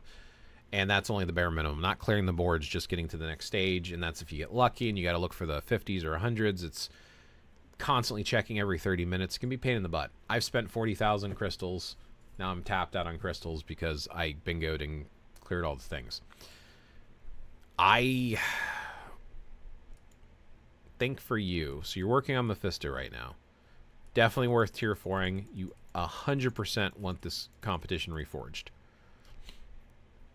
You already have his uniform. Obviously, you know he needs the Odin's Blessings and stuff. Yeah, I would definitely tier 4 him. He's a very powerful character. After him, depends on where your focus is going to be, which game mode. AB or PvP. What do you like to play the most? I guess for you, looking at what you have built right now already and what you have available, things I would consider. Since you're using Wolverine as a striker anyway, and you already have his greed, I would consider tier 4ing Wolverine. So not only is he a better striker, but you can also use him in some PvP game modes. So I would consider that. Another consideration is if you get Sharon Rogers' uniform and tier 4 her, she already has the mighty energy, she can walk through some world bosses for you. So Wolverine or Sharon Rogers would be the top 2 suggestions for you. Ebony Maul, with his newer uniform, doesn't even need his tier 4, can work as a great support character in your PvP. Like, you could use Sentry Null and Ebony Maul. That would be a really nice PvP team. Strife is worth considering just for the one battle where you pick 5 different characters. It's a PvP battle, and they randomly fight on their own, but you pick 5 characters. Putting Strife on that team gives you the debuff. Might be worth getting his uniform for that. Just use on that team. Cyclops, if you don't have his uniform, works really good as a support / leadership for Storm. Polaris also works as a good leadership support with or without the uniform. Dazzler, if you don't have her, if you could get her, she would be worthwhile as well. Kang's going to take you a while to build. Kang's one of the top ones right now. He's like, it's Kang, Sentry, and Null, and I'm sure you've heard me say that throughout the stream. So those are the things that I think I would focus on or keep in mind. ABX, ABL, a little bit of PvP. Fair. Yeah, ABX, ABL. Who do you not have that you would need? You're already getting Mephisto. Again, leadership support. Leadership options, and I mean, if you don't have Gambit or Kid Omega, Magneto is an option for ABX. Polaris has got some leadership options available. Support. A Hulk team for AB. Support for AB. Support for AB. Support. This is a PvP support character for your null. Kid Omega, as we were talking about earlier, is actually better than Magneto for AB. I think Mystique has a couple days she can use support. Moon Knight, with his newest uniform, is AB meta for speed days. Changes him into a speed character, but he's definitely strong, easy to use. You need a rage or competition on him, though. Support PvP, support characters, support character. Get his uniform if you can.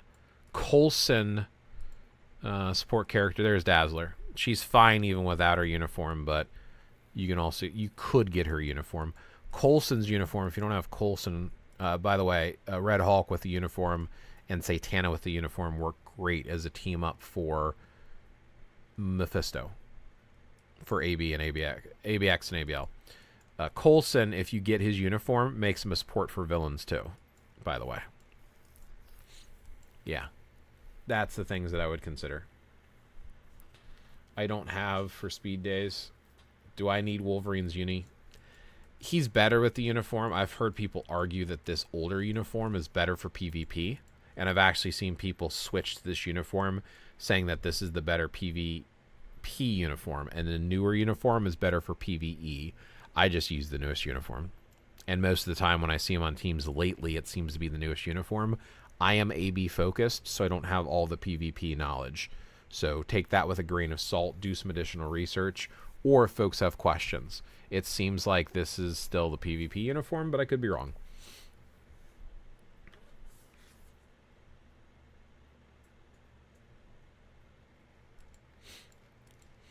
Yeah, if you don't have anyone for speed days, like I said, you could work on Moon Knight.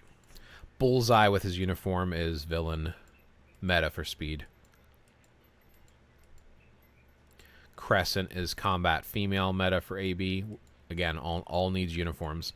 Some of the characters that you're missing for AB days, you would need to get uniforms and fully flush out and build up tier 4. So if you want to chase it or not, it's going to be kind of up to you. Can you check my account, please? And can you add me as a friend? I can add you as a friend. I'm capped out for today's reviews because I've got 4 more to do. But I can get you next Saturday if you're around. Doctor Strange is my strongest for Infinite AB, but others say Storm is better, but mine can't. Yes, Storm is 100% better. 100%. Not even close. So the main reason alone is going to be the fact that your 6 kills a character and keeps going and hits the next person. She's almost designed for it. My Doctor Strange is better built than my Storm, and my Storm crushes my Doctor Strange score. I can do 30 million with my Storm. Some of the top players can do 40 million with their Storm today for Infinite Open Day. That's it. Thank you so much for all the advice. Absolutely. As I say with everyone as a disclaimer, take my advice with a grain of salt. Consider your options. Don't make any rash decisions until you dig into it more. Take notes, think about it, and say, does this make sense to me? Why or why not? What is this going to impact my account with if I listen to this? Quillen, you still around? You're next.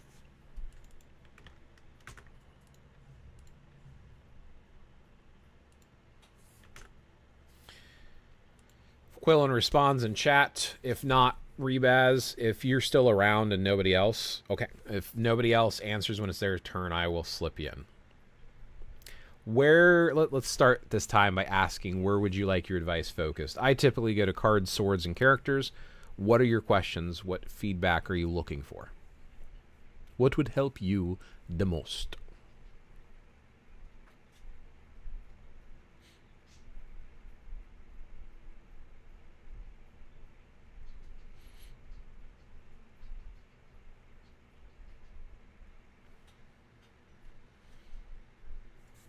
Don't forget you. I've got 4 people on the list. Quillen, Game Eliminator, Emmet, and Amlin.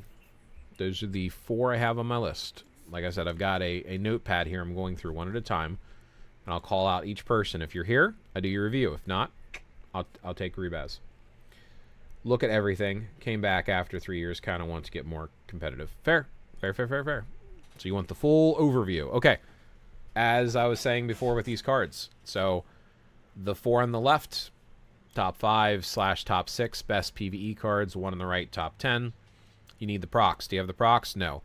These need procs. Reroll. The very bottom should have the procs. Same thing with White Fox. You do have the proc. Cool. And it's at least quality 5. Dodge and physical attack are great alternative options with the proc. This one's fine. Leave that one alone. You want to finish crafting it, of course. Idealistically, you want the last crafted star to be all attack, as I was saying earlier. Up to you how much you want to risk. Like this, all attack with the blue. That's what you want. You have all defense, ignore defense, cooldown. I mean, idealistically, if you can, you want to roll the bottom numbers to have the double attack. This one here, ooh, cold resist sucks, but it's fine. Better to have an attack there. I don't know if I would recraft this just because there's 5% pierce you're going to lose if you do. Over here you have energy. Okay, you got to do the last star. That's fine. You don't need the proc on this one. You want the double attack on this one as well, but you have crit damage and cooldown, so you might lose those potentially. But idealistically, Guardians and Baby Spidey should have the double attack on the bottom. Black Panther here, you have... Yeah, you see, this has the double attack. That's the type of stuff you want. This is beautifully rolled, but the quality is crap. Like, 5's the lowest I like to go. I mean, it's better than nothing. And you have a blue all attack on this. This is actually reasonably rolled. You just got to finish crafting it, honestly. So, yeah, nothing too big here other than get your proc and consider rerolling these 2 to have the double attack at the bottom. Swords. Same thing as I say to everyone, you want 1 of each color. So get a yellow and get a green. Get rid of your 3 stone red because the 4 stones is more. And get rid of your 3 in stone purple for the same reason. So get a yellow sword and a green sword on here. Cooldown. Where is your cooldown if you have any? I don't even see cooldown. Reroll your swords to get at least 2% up to 4% cooldown on each sword. Try to reroll them for the sword cooldown option. Characters. You have Mephisto, that's good. Reforge your competition. Finish the uniform. Get Odin's Blessing on all of his gear. And get his artifact if you can. Finish the ISO 8 set. Mephisto is easily one of the better characters in the game for PvE. Top 5. Top 3 probably. Storm. With the Mighty, you've got the 0.9. 180%. Okay, at least you got the Enraged on there. Again, finish the set. When you start distributing these, put them in Boss Slayer. No, I'm sorry. For her, it's Elemental. Put hers in Elemental. Same thing. You just need to put some Odin's Blessings on her. Reforge the Rage for Venom. He has meta. Finish your ISO 8 sets on all your characters. Iron Man, I would probably pull the Rage off. He's not meta at the moment. He might come back, but I would not keep a Rage on him. Judgment's fine on your Ghost Rider. Judgment's fine on your Thor. You could reforge it if you want to. Greed. Right now, Jean is not very usable in PvP, and the only characters I would put Greed on would be, like I mentioned earlier, Wolverine and Null. I would pull this off for and replace it. If you want, you can put a PvE Obelisk on her, or CTP for right now. Right now, she's really, really strong in AB. She actually has a Villain Day in ABX if you put a, a Rage on her. But, yeah, I would pull the Greed off. She does not have PvP value at the moment. Unless there's restriction days and you have no one else to use. Nothing to say with Ant-Man, Nick Fury, Black Bolt. If you have Kamala Khan, she's better with basically his leadership. He's not really used anymore. This uniform is very dated. Hulk needs his newest uniform. He is no longer PvP, so you could get rid of the regen and get his newest uniform if you want to. A lot of people are saying Ares is better, so you probably don't need... You could probably skip Hulk right now. There's better options right now. Probably leave him alone. Adam with the energy is perfectly reasonable. He's also usable in PvP. Magneto has fallen off. I don't know why you would have an authority on this character, because for a while there, he was meta in AB. He still does decent, but... an authority is not good for Magneto. That is a PvP obelisk. I'm sorry, PvP CTP that's no longer in use. Definitely needs an energy in the newer uniform if you're going to use her. Scarlet Witch needs a Rage. She is meta in AB. Doctor Strange needs his newest uniform and a Rage. He's meta in AB. and World Boss, pretty much everything. You have Cyclops' newest uniform, which is a fantastic for Storm. You have Taskmaster with a support CTP. Awesome. Yeah, no complaints there. You have a Rage on Luna. This needs to be reforged. You have her newest uniform. I would consider tier 4ing her. She's usable pretty much everywhere. She's a little bit better with competition, but she's fine with a Rage. Winter Soldier just fell off, so I probably wouldn't build him. Loki actually has a hero uniform. Definitely needs a Rage. He's meta. He's worth tier 4ing. I would still tier 4 Luna first, but I would consider Loki next. Both Null and Sentry are PvP meta. You have Sentry's uniform. You don't have Null's. Conquest or bust. Null does work well with Agreed. You could slap Agreed on him if you wanted to.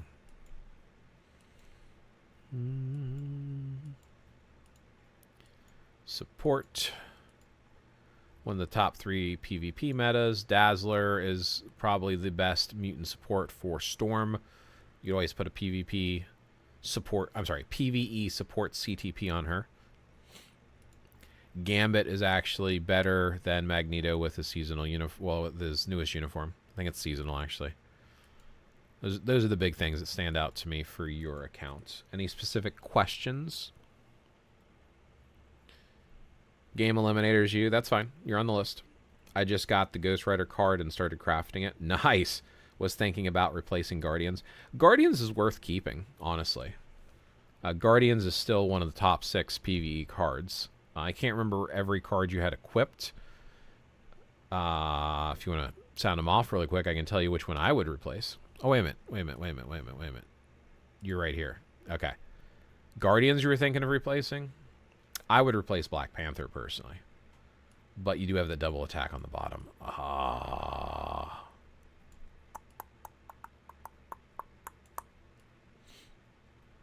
So your Guardians has the blue star all attack. I would replace Baby Spidey. That's what I would do if I were you. When you're replacing, hold the cards up side by side when you finish crafting it. Look at what you're losing and what you're gaining and figure out what's best for your account. It's hard because you're in the top 10, right? Top 10 best PvE cards. Ghost Rider needs the proc. Ghost Rider is better. Just make sure that you're exchanging the skills that you're losing. Do the side-by-side comparison when you're equipping it. Obviously, you can pay to unequip it if you want to keep your card for re-rolling or changing your mind. But do the side-by-side comparison as if you're going to overwrite and compare it. I still would consider maybe Baby Spider over Guardians, especially with your Guardians having that all attack on the blue star, but it's up to you. Either one would be fine to consider, though. As much as I want to tell you the Black Panther cards, you do have a blue all attack here, and you have the double attack at the bottom. The quality's lower, though. So, stuff to think about.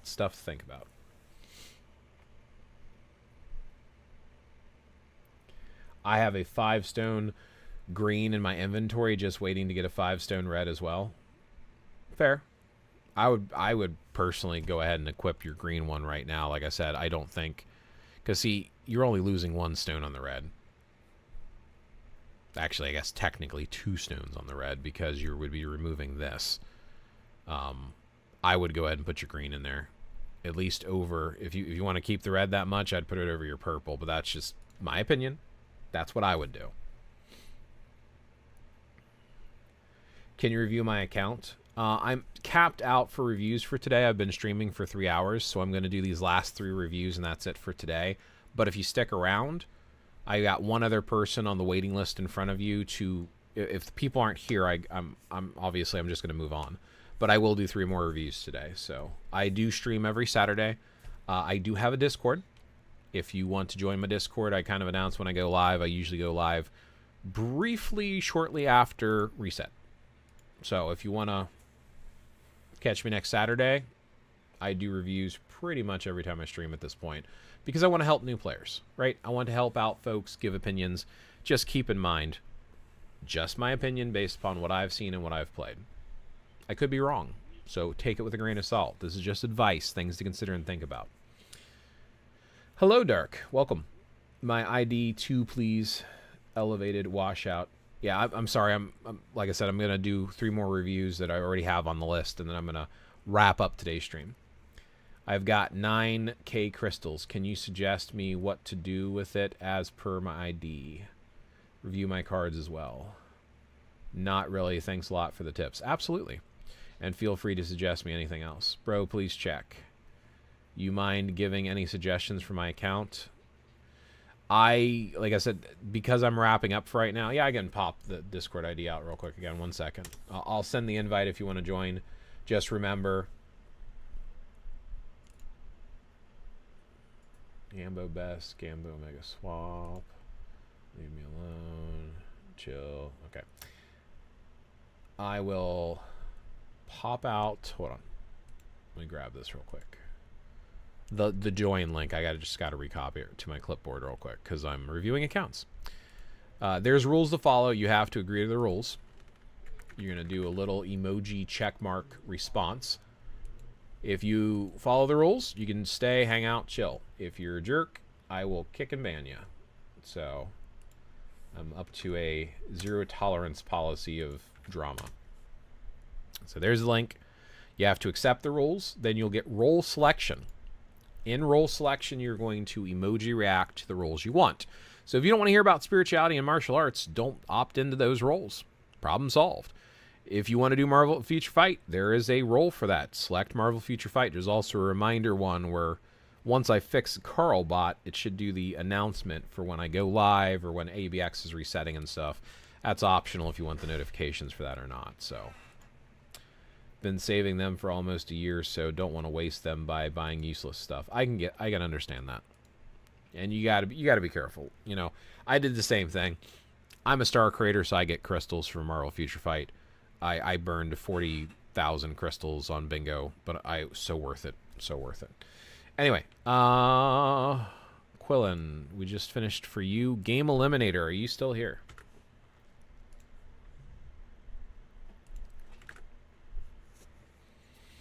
If Game Eliminator is still here, he's next. If he's not, we'll move on to the next person, and we will squeeze in someone else. Cool. Welcome. Cool.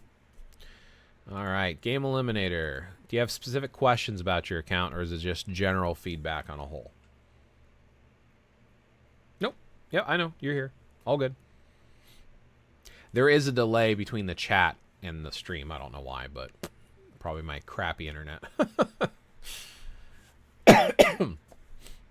I need feed. You need feed? Just general feedback? Let's see. So far, great. Well, this is a PvP card. I would not have New Avengers equipped. I get you have it at quality 7, but I would consider removing that. These 2 cards, obviously the rest are pretty reasonable. The middle 3 are some of the top 6 PvE cards. Uncanny Avengers top 10. You do not have the proc. This needs to be re-rolled for the proc, 100%. Do you have double attack? Nope. Do you have double attack? Nope. So I would consider re-rolling these for double attacks and this one for the proc. Keep in mind that you have very high quality. Quality 7, it's going to drop down all of your crafted stats in the top 2 locked stats. So the orange stats there are going to drop if you drop the quality 7. You've got the all attack and you got critical rate, which are fantastic to have. The rest of the blue stats are so-so. Over here you have the all attack and cooldown. So again, yeah, decent on your top 2 crafted stats. So just be aware if you reroll it, but you do want the proc. That makes a huge difference in your damage output. Physical attack, not ideal, but at least it's an attack stat. Critical rate's also good, and recovery's okay. The resists aren't so good, but that's fine. What have we got over here? We've got critical rate and critical damage. It's quality 3. I would probably reroll, get the quality up on this. The bottom stats are not... Like, critical damage is not going to be ideal to lose. You have the energy attack on this one, which hurts, but that's alright. Resist, resist. Ignore defense and recovery are good to have. Movement speed, so-so. So, I mean, on a whole, nothing terrible. It's just this one, like I said right here, I would probably suggest unequipping this and saving it for a secondary set and putting it with these cards. Gwenpool is not really that great. Black Widow is okay. Quicksilver is a good, solid card for PvP. So I would personally put this over in your second card set. And eventually, obviously, you would replace your 2 Stranges. But your card deck 1 is looking pretty decent. I got you with the DoorDash. You got me with the DoorDash. I am able to clear Kang stage 1 5 times now. So is there any difference in rewards and increase compared to stage 1 versus stage 7 plus, or is it just more time stress? Basically, you get way, way, way better rewards. You want to push as high as possible. Every 10 levels, you have new restrictions. So up to 9, 1 to 9, it's basically the same. You still get a little bit better at 9. 10 you unlock, and now you have restrictions. And then 10 to 14, and then 15 you have a new set from 15 to 19. So it's like every group of 5 levels after that, not 10, but every group of 5 levels after that. It's worth pushing. You want to push your bosses as high as possible. You have a higher chance to have CTPs drop and things like that. So it's definitely worth pushing as high as possible. It's not just the stress and the time stress. Yeah, my cards suck, trying to do better. Your cards don't suck. There's just some micro adjustments to make. On a whole, your cards are not that bad. It's just I keep thinking of, if this was my account, what would I want? And I have spent over $3,000 on my account, and I've been playing for 9 years, 8 years, something like that. So I've been playing for quite some time. So I have high expectations for me. And that's the type of advice I'm trying to give you. If I was starting over, what would I try to build for? My ID also, please. Yeah, like I said, I'm not doing any more reviews this time, Elevated, but I will do more next Saturday. I'm trying to put card deck 1 PvE and 2 is PvP. Same. Smart strategy. All right, you've got one of each color. That's what I like to see. How's your cooldown look? You have 2% cooldown. I like to aim towards 10% cooldown. I would consider re-rolling some of your cards to get higher cooldown. But aside from that, you're doing good. Just keep replacing them as you get higher stones. Obviously, you get a 4-stone or 5-stone red sword, replace it. You just keep working your way up till you get the full max set, which will be hard and will take a while. Rolling that is not easy to hit. General advice on your characters. So Kang, great choice. You got the uniform. You want to re-roll this so that you have the Clash. Clash is very important to have. You do want the plus 20 on your wall, which is good, but you also want the Clash. Consider re-rolling that. Over here, yep, damage control, good choices. Probably amplify your Odin's Blessings, make them sparkly. Kang, you want to... Null, you want to reforge this. You've got the artifact, that's good. Root of Life, I've heard mixed reviews for that. Some people say Disarmament is better for Null than the Root of Life. I don't think the Root of Life is a bad choice. Decent Striker, you don't want... I don't know why you would do Spider Sense.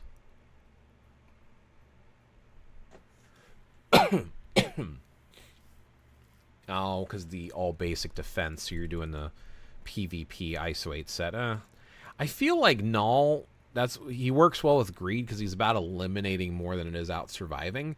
So personally, I would do an attack set on him, but I don't focus PvP. Mephisto, definitely want to reforge this. But yeah, at least you have the competition on him. Oh, he's definitely worth Odin's Blessings. I mean, on a whole, you're not doing too bad. I'm not... Yeah, Miles, I could see, yeah, for ABL.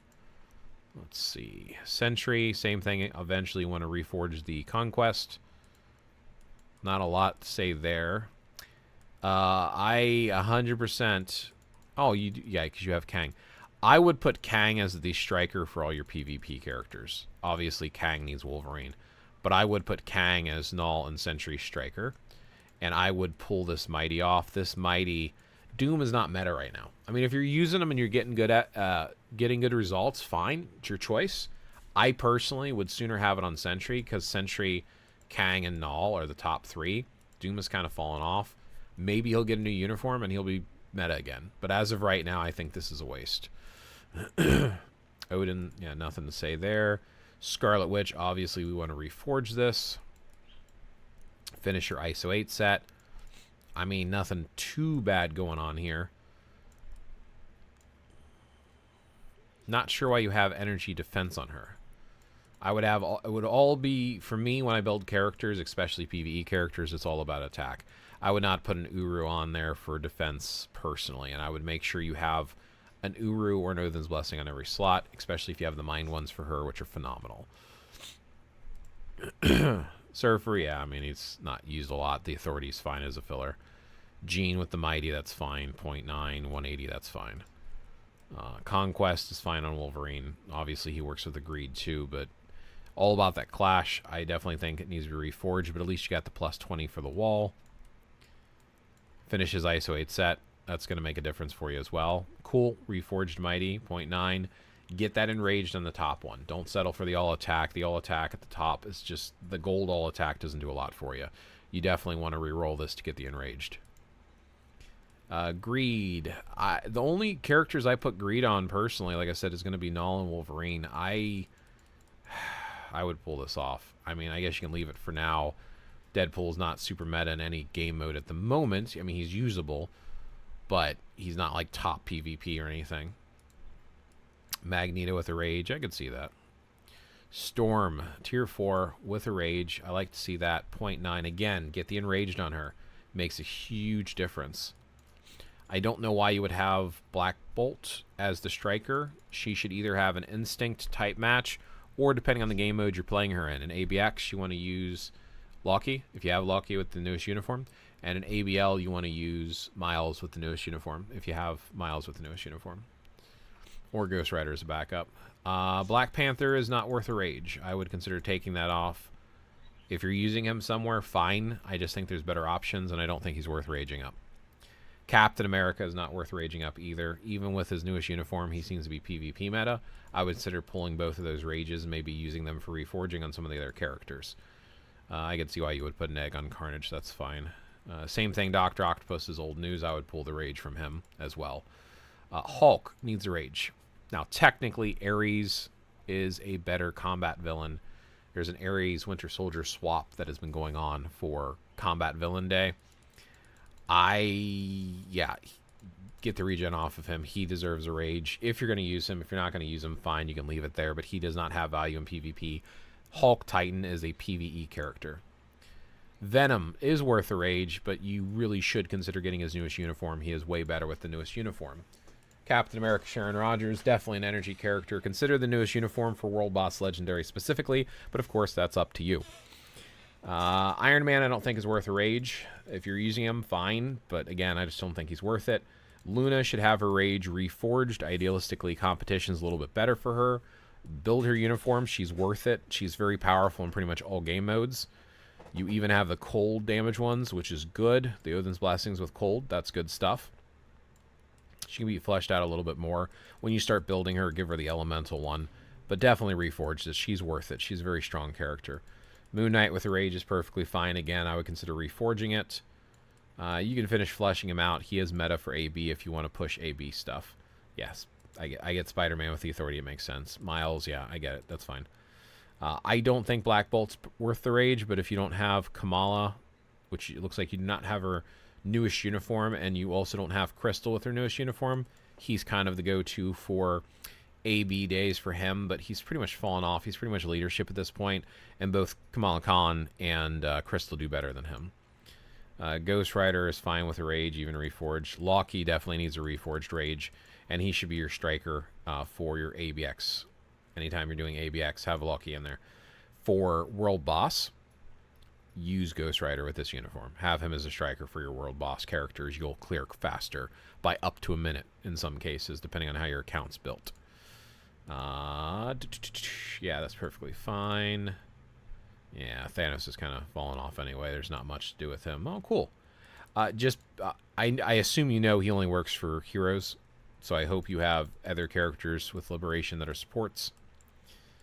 Like, Cyclops is 100% worth his new uniform and a Liberation and or Insight, at least the support artifact.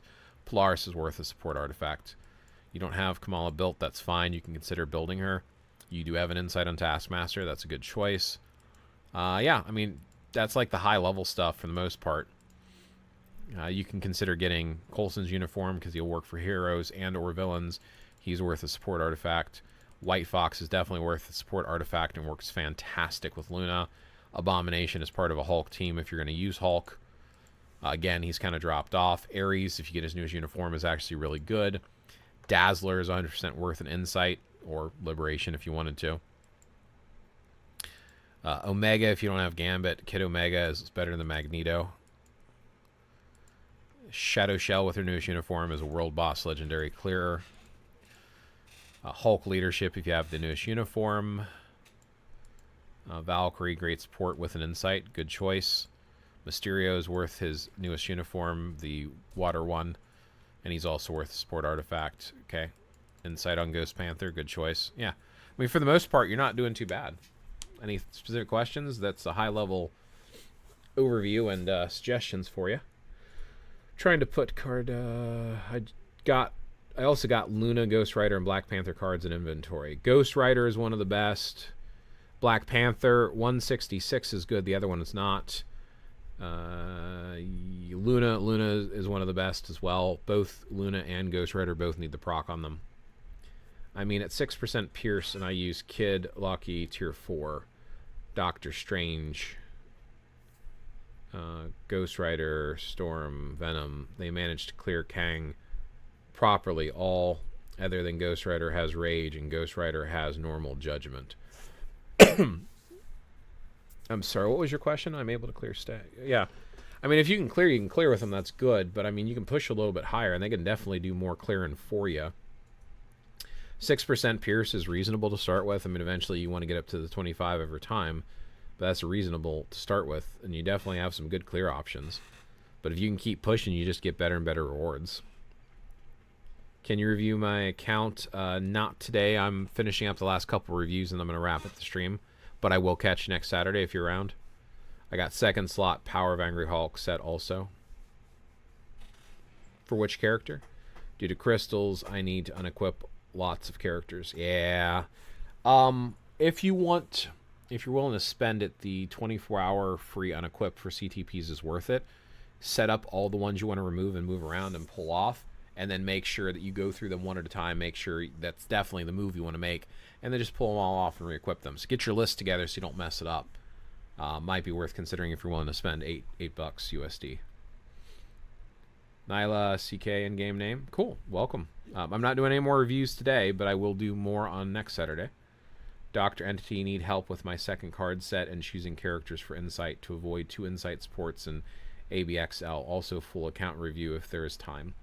Yeah, unfortunately, like I said, I am wrapping up the reviews for today. I've been on for 3.5 hours now, and I've got 2 more reviews to do. But I will do more reviews when I stream again. So definitely, come back again, or if you want to hang around and ask questions, do the best I can. I also have a Discord if you want to hop in and ask questions there as well. You can always post screenshots and get opinions from other folks as well, because it's good to hear multiple opinions, not just listen to one person. For story mode, I upgraded so many characters without unis. Yeah, some people do that. I have only one brilliant insight on Wasp, but don't know she deserves it and who is worth it. So, basically, it depends on what your goal is. Wasp is mostly a PvP support character because she has built-in removes all debuffs, which is great, but you're not going to use her in timeline battle. You're going to be using her in like Alliance Conquest and stuff. So for the most part, Wasp is not a really good choice in my opinion. When I choose characters, what you want to do, in my opinion, it's all about AB. That's what I love doing. If you can get max rewards in AB, it doesn't matter. I am in an AB alliance, so I want the highest possible. So for me, all of my liberations and insights go to characters that help AB characters to push max score. The other spot is World Boss. What characters can go on teams that have support abilities? Now, and like I said, with the case with Wasp, her big selling point is that she has the ability to remove debuffs, which is a PvP thing. Removes debuffs is essentially, and I've got a video on this on YouTube if you want to check out my channel, just search on my channel for debuff, and it'll explain what debuffs are. But at a high level, when your character is fighting, they can get webbed up and locked down or reduce damage. That's a debuff. So when you have removes all debuffs, every so many seconds, it completely clears all of those effects, basically allowing you to do full damage in PvP. Spider-Man used to be PvP meta. He just web you up, you couldn't move, and kick your butt.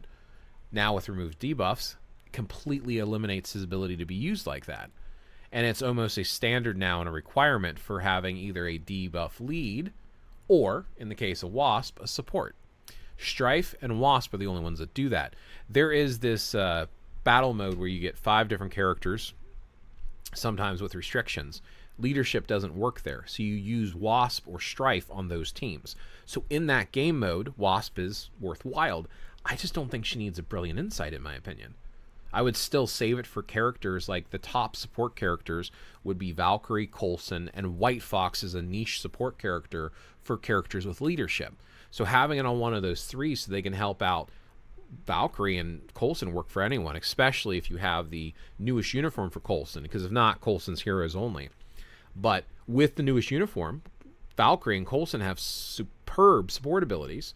Valkyrie can even get an artifact that makes her better support. She works for anyone on any team. So on open days or on different World Boss Legendary days, she's fantastic. So using a character like that. White Fox makes Luna go through the roof. Dazzler makes Storm go through the roof. They're the best supports for those niche options. So that's when I usually pick either someone who's universal or one of my best teams to push content. That's how I pick who gets Insight or Liberation. As far as the ABX and ABL team setup, you really just got to go through, find out all the days and what characters you're using. What I like to do is I have an Excel spreadsheet, list out every single day and who I'm using, including the team, so that I can go through and make sure I've got one of each, a Liberation and Insight. Reforged is the Mighty at least, so they have the 2 different abilities and they both take effects. So then I technically have 4 procs because of a Reforged main damage. Enraged on my Judgment, that's a proc, the normal Raged one, and then I got a Liberation proc, and I got an Insight proc. So I got 4 procs firing off, doing as much damage as I can. So, if that helps. For PvP.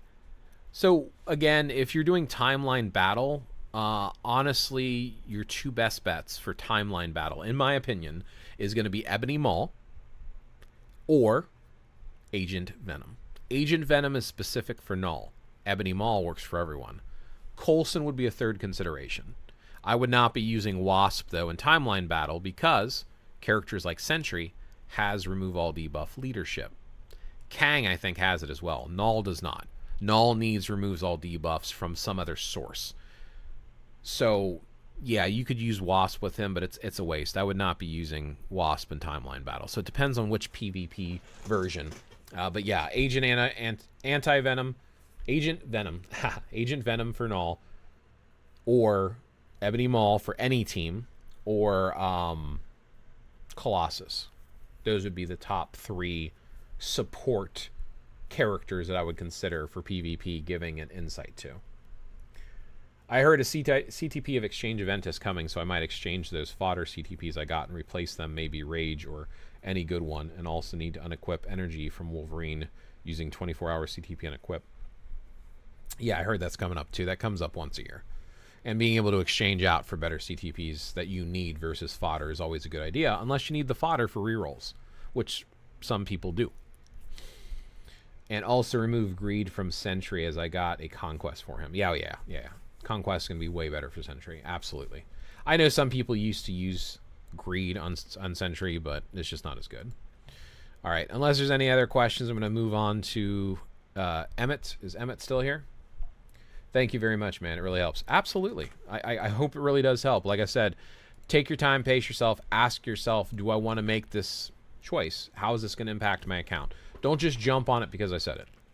I say that all the time, because the worst thing that's going to happen is you listen to some advice, it hurts your account, and you're upset.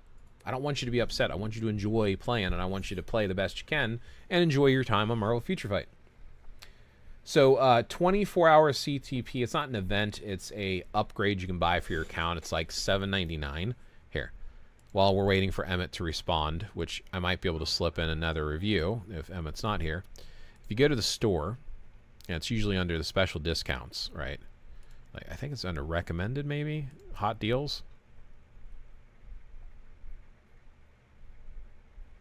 Is this it? Yeah. Hot deal. Custom gear unequipped pack. I think this is it. 100% discount when unequipping custom gear for 24 hours. So you spend $8 USD, and you can pull off as many CTPs as you want, no price, no cost. So it's free. You don't spend crystals. You don't got to do half. It's just 24 hours. You can remove and replace and move everything everywhere. Is Cable still worth tier 4ing? I don't think he is. There's nowhere that he's used that he needs to be used. Like, there's other options and other characters. It's not like he's a crap character, but I don't think I've even used him at all, and I'm still having him sit with a rage on him. I just don't use him. I stopped playing for some months back, came back for Annie. Okay, no worries, no worries. Let me pull up your account then here in just a second. I was just gonna show off, do some more flexing. I don't remember the last time I used Cable, but I know I have him right here, and he's sitting here with just a normal rage. He's got his artifact. Like, I mean, I did build him. I just don't use him. I just don't use him for anything. He just sits. So for me, I don't think he's worth it, but that's just my opinion. All right. Why can't we be friends? Why can't we be friends? Because I can't sing. That's why we can't be friends. Do you have any specific questions, Emmett, or do you just want general feedback on the whole?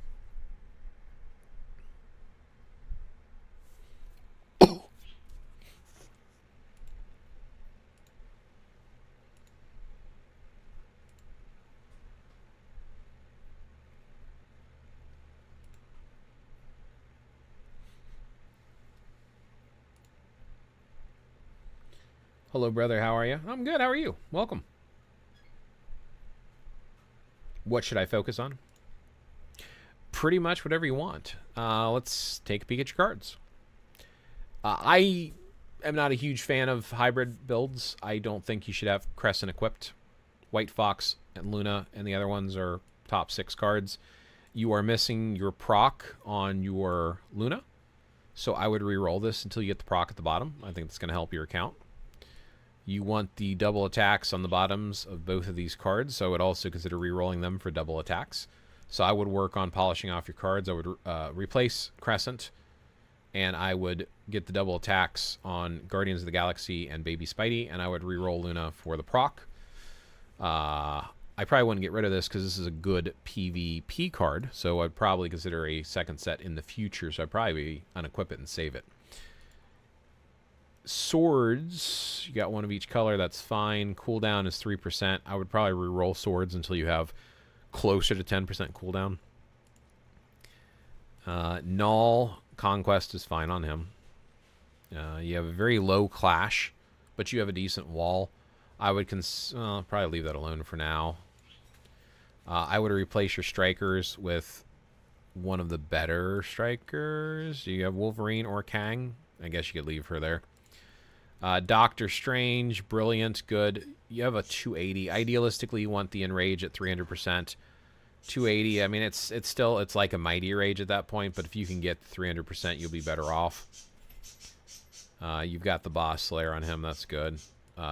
Get the all attacks mind damage off of him. He doesn't do mind damage at all. You want to save that for characters like Scarlet Witch. I mean, you're basically just getting an all attack out of that, which is not the end of the world. It's just you're not getting anything for the mind damage. It's a waste on him. Storm, Mighty. You want to re-roll the bottom stat there. The 0.5 is the lowest possible, I believe. You want a 0.9 on that bottom stat. Yes, you want the Enraged at 200%, but that 0.5 is going to be hurting you. She'll do a lot more damage if you can get the 0.9. Idealistically, at 200% with 0.9, but the bottom number there, you definitely want that to be at 0.9.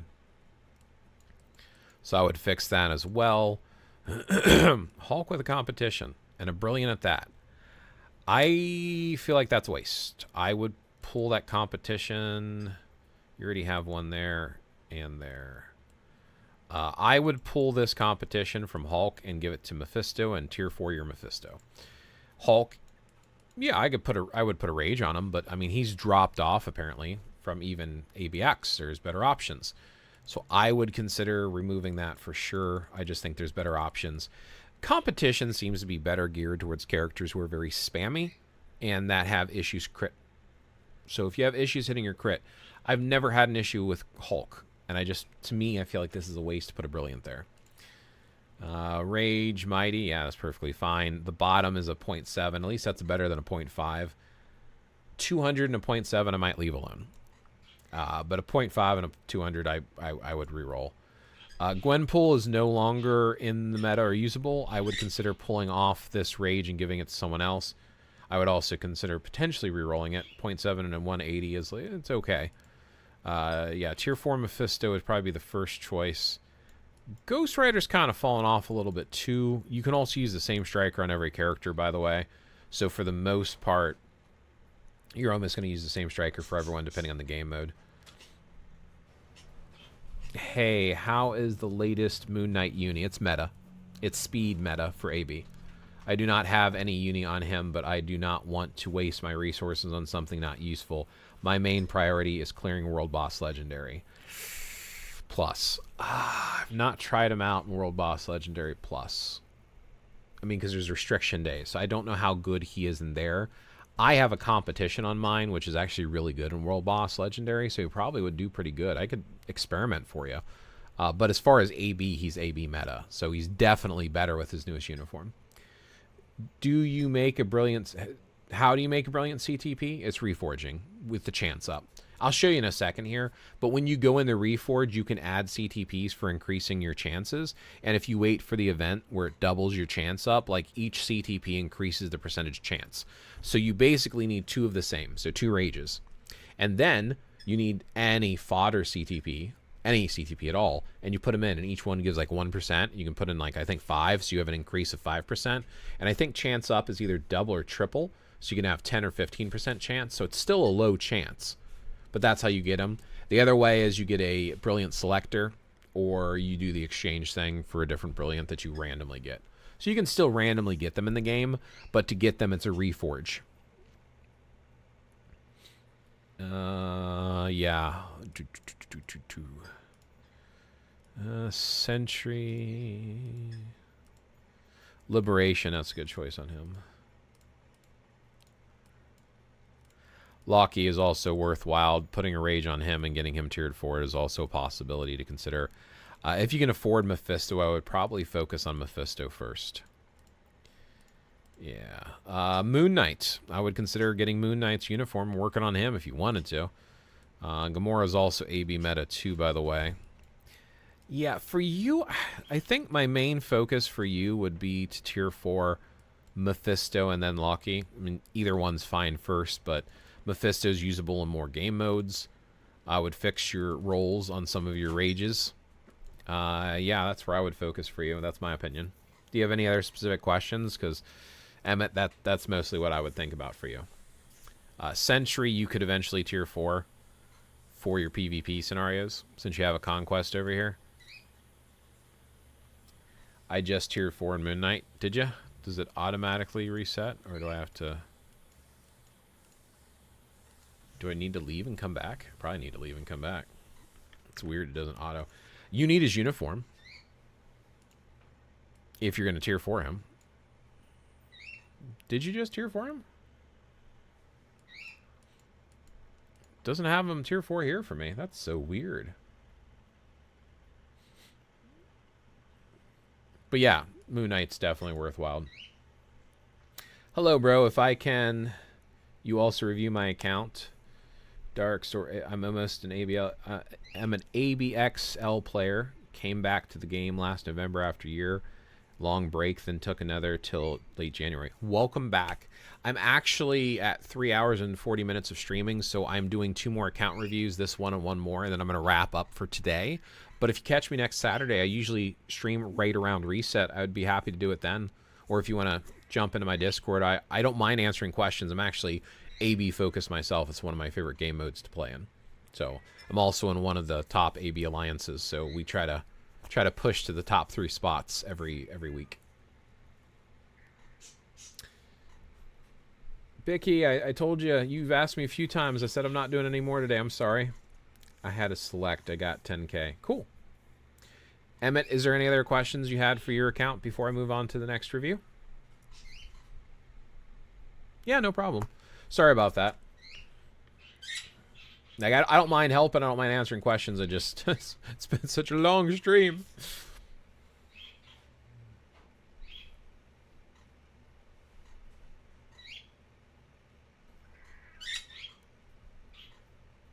Okay, I will assume that we're all answered. Amlin, are you still here? If you are, you're next. If not, I will squeeze in one other review. Believe I have to scroll up for who that was. Try to keep them in order. What should I spend gems on? I would work on getting your new uniforms.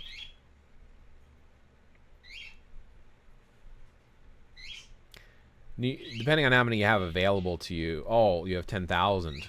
So yeah, I would work on... You are here? Cool. I would work on getting new uniforms first. That's the first thing I would do. And after you get your uniforms that you need for specific meta characters like the Moon Knight uniform, I would then consider gambling. See, gambling is not guaranteed and set. So when I look at spending crystals, I look at getting uniforms that are needed for meta characters, meta, most effective tactic available. And I also look at unlocking game modes. So if you can unlock game modes, you can farm more materials and rewards. I have every crystal game mode unlocked because that's what I want, is I want the materials. That's your longest spending thing too for crystals. You could also save crystals for future uniforms. I, as a star creator, get crystals every month. Not everybody does. So sometimes it's better to just hang on to them. If you're willing to gamble, it comes down to either cards to finish off your card set to get the best one available, or CTPs, getting more CTPs so that you can reroll and reforge and on all that good stuff. The other thing to consider too is if you stockpile them for next year, you can do the bingo. So there's a couple options to think about. First, though, is get your uniforms. Is new Venom worth it? Yes. New Venom uniform is better than his old one. Absolutely. Nice little spike and jump in his damage. And he's also ABX meta with the newest uniform. Virgil, that must be your in-game name, Dark. I'm actually wrapping up this last review I'm doing for today because I've been on for almost 4 hours. Yes, it was you, Rebez. But it looks like Amlin is here. Do I have birds? Yes, I have 4 birds.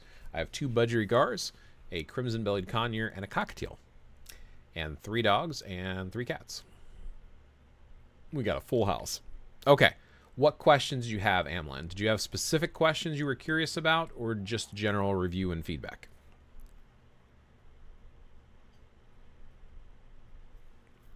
Cool, Dark. Sorry about that. Yeah, I'd start right around reset, and then I do my best. Let's see the birds. I have to go out in the hallway and get them, and the budgies always fly off. Now, the crimson-bellied conure would sit on my shoulder. Maybe in a future stream, I'll have them sit and hang out. Overall feedback, cool. Well, I like to start with cards.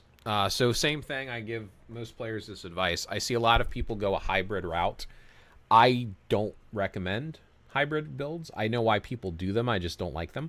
So I would get your Crescent and your Zombie and unequip them and replace them with different cards because they're PvP cards. Luna, White Fox, top 5, easy. Uncanny Avengers is a top 10 card. It's reasonable, but there's better options out there. The big thing about White Fox and Luna, that proc. You want to re-roll these till you have that proc on the bottom numbers. The proc gives a spike of 20% in damage, and it randomly hits while you're playing. So in a PvE setting, that proc really makes the card. So without it, you're missing out on a lot. Yeah, you're getting the stats too, but that's the better option. You have an all-basic blue attack, which is good. All basic blue attack and cooldown in blue. That's good. You need to finish crafting this. Obviously, if you can, you want to try to roll the bottom to be the double attack. That's the biggest things that stand out to me. When you replace these cards or remove them or change them with something else, just be aware of what you are losing. Because with this, I mean, it's basically all attack and all defense. You don't need the all defense for PvE. That's why I'm saying it's a PvP card. You do have the all attack on your blue stats, so losing that is going to hurt until you have a good replacement. You also have energy attack and critical rate at the bottom, so losing those is also going to hurt. So this is not going to be an easy replace, but it's still something I would consider doing down the road.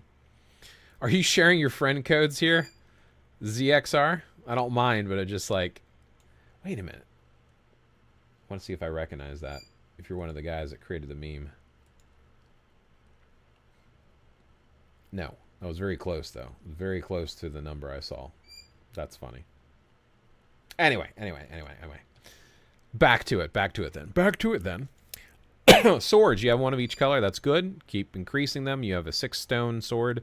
5, 5, 5. Nice. 4 and 5. Good start. Cooldown, right under 10%. No complaints in your swords. You're doing the right thing, in my opinion. Count. Let's see who we got here. We got Sentry. We've got a Clash. We have a 17% wall. If you can, you obviously want to try to get it up to a 20% wall. We have got some hit points and some energies, some Odin's Blessings. They're sparkly. Yeah, good stuff. Hawkeyes is not my favorite set, but it's fine. We got Wolverine as a striker. That's fine. We got a Mighty Conquest here with the 20. And Clash. Yeah, you're building your characters the right way. You need to start distributing some points here. You'll get there. You don't have that yet. What do we got here? Boss Slayer. Good choice. Mighty, 0.9, 200 in Rage. Beautiful roll. Beautiful roll. Power of the Angry Hulk. Yeah. Odin's Blessings should all be sparkly. If you're going to equip them, make them sparkle. Sparkle! Storm.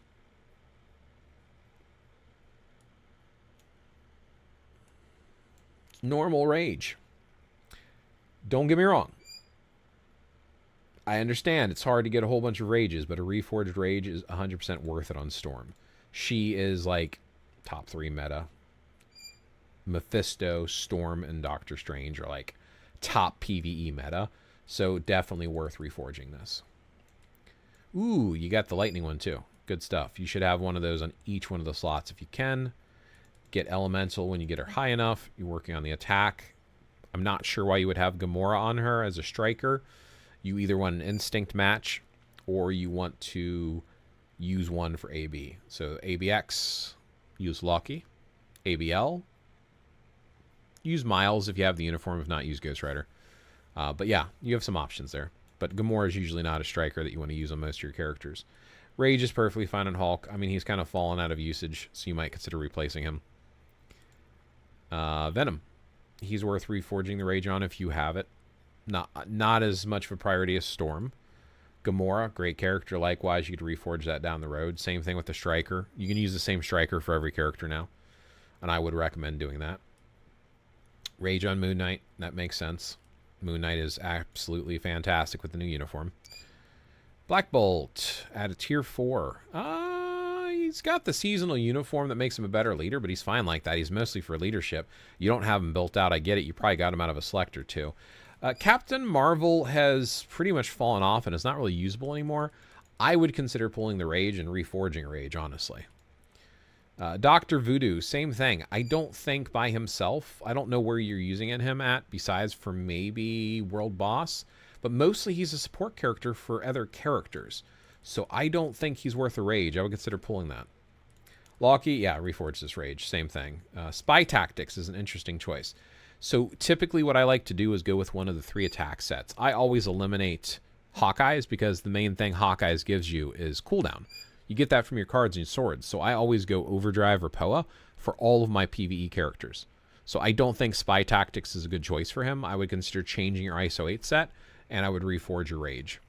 He is AB meta. He does really good in World Boss. There's better options, of course, but he does decent. Yeah, that's... I can see why you would do that. Nothing big here. I mean, he's a very good World Boss character. That's mostly we're going to use Thor. I would consider tier 4ing Scarlet Witch if you actually want to build her out. She ranks up there, I think, in the top 5. At least top 10. I heard Voodoo is good for dispatch.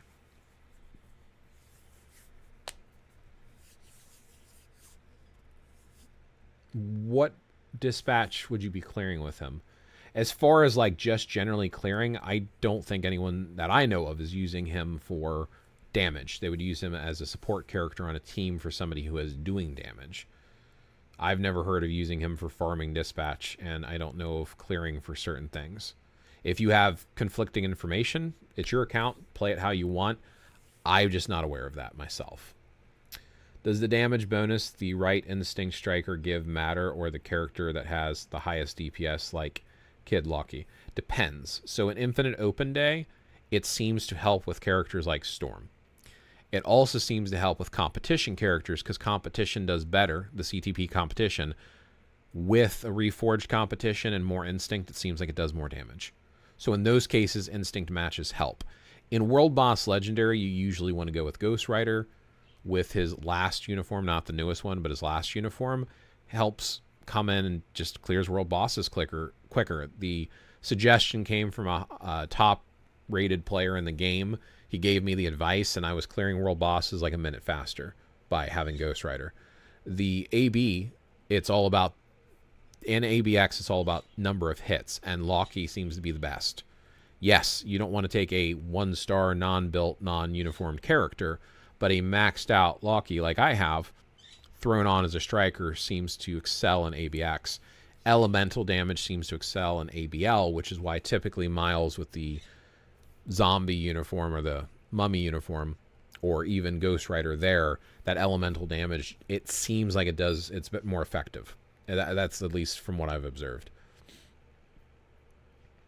For tier 4 character, I have one extra rage. It's going tonight. Oh, you retracted a message. It's Gamora. Is Gamora worth it now that Luna is free to play? Let me double check. I can't remember if Gamora has a day anyway or not. I think Gamora...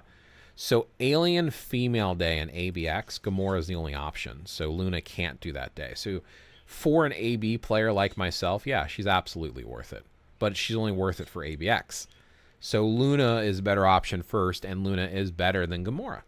Gamora is still a very solid character and very usable. Yes, Solar, I'm doing my last account review now. I'm about to wrap up the stream. It's almost 4 hours now. I'm using...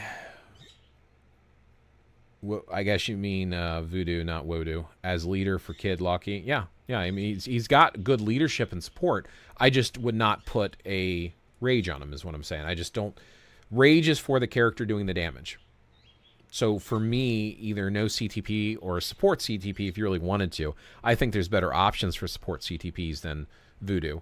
But I definitely don't think he's worth or usable as a rage. Are you doing free ID reviews? I am, but I'm wrapping up this last one I'm doing for today. You need to step up, Blaze. Just ignore the reviews or do a couple, not back-to-back reviews. Update all your videos and just link them. Oh, you were saying to wrong person, lol. Because you're just saying the same thing for 4 hours. Close to it, yeah. I'm just trying to be helpful. People want their account looked at. What can I say? They want to know, like, even if you're saying the same thing, they want to know specifically for their account what they should be doing. So it's unique advice. Luna 100% needs a rage. 100%. And she should 100% be tiered 4. She's usable in, like, every game mode. She's such a good character. That's the biggest things that stand out to me for your account. Is there any other specific questions that you had? I mean, sure, helping is cool and all, but when it's 4 hours, man. Well, I mean, the first 2 hours were not reviews. Reviews were like the last hour or two. That's why I only do so many. And that's fair. See, Solar is a longtime friend. I've been talking to Solar for years. So if you join the Discord, he'll be there to give you advice. I might have to keep an eye on him, though. He can get kind of rowdy. See, there's rules, and Solar's like, woo, I'm going to jump over the line. Like, oh, what are you talking about? I'm on the line, Blaze. I'm not overstepping the bounds. Rowdy. Very rowdy. Nothing, thank you. Yeah, absolutely. So, yeah, okay, that's it for reviews for right now. Trying to think if there's anything else I want to point out with or explain on my account. Yeah, some of the things was account or general gameplay mechanics to Mr. Solar. Don't know why I'm explaining myself to you. Do what I want, man. It's my account. It's my stream time. I'm gonna make Solar a streamer even if he doesn't want to be. Yeah, I definitely play from like a different level with a lot of the stuff, like having the resources that I have. It you know, what can I say? Every character, anyone who can be above a tier 2 is. The 7 that are tier 2 can't be any higher. Got 63 tier 4s. And I got basically every uniform in the game. Besides, I've got 4 tickets. So I'm going to save one for the newest Captain America, which just came out. And there's one for Marvel that can't be done. So when I play, that's what I'm thinking about, right? I'm thinking about maxing builds for characters. And it's not even like just one. Like I've got a lot of brilliance and mighties, and I just, and all of my characters I just flush out. So for me, with my mindset and the way I play is a little bit different than a free-to-play character. So when I give you advice, I'm trying to give you advice for steps I would do or work on next if I had your account with the knowledge and resources I have right now. I had the stream opened while I was on the phone call for an hour. It was just an account review the whole time. Yes, the last hour or two was literally just account reviews. That's why I only did 7 today, I think. Solar's here to police me. He doesn't want me wasting my time. I used to on Twitch, you'd have to get channel points for watching. Add me as a friend. Add you as a friend on what? In the game? Who's MFF Gamer? I have a friend request on Discord.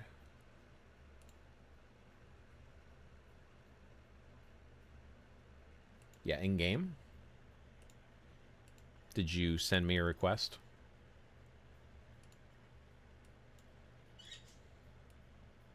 I don't have a request from you. What's your in-game name again? I don't want to scroll. Retype it. I probably have the spot. To send you one. You want me to do the work? What? You people. Hunter B29, is that you?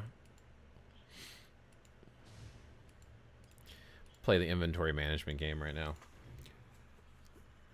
I really should just at this point just turn them all into rerolls at this point. I've got so many freaking gear things just sitting in my inventory here.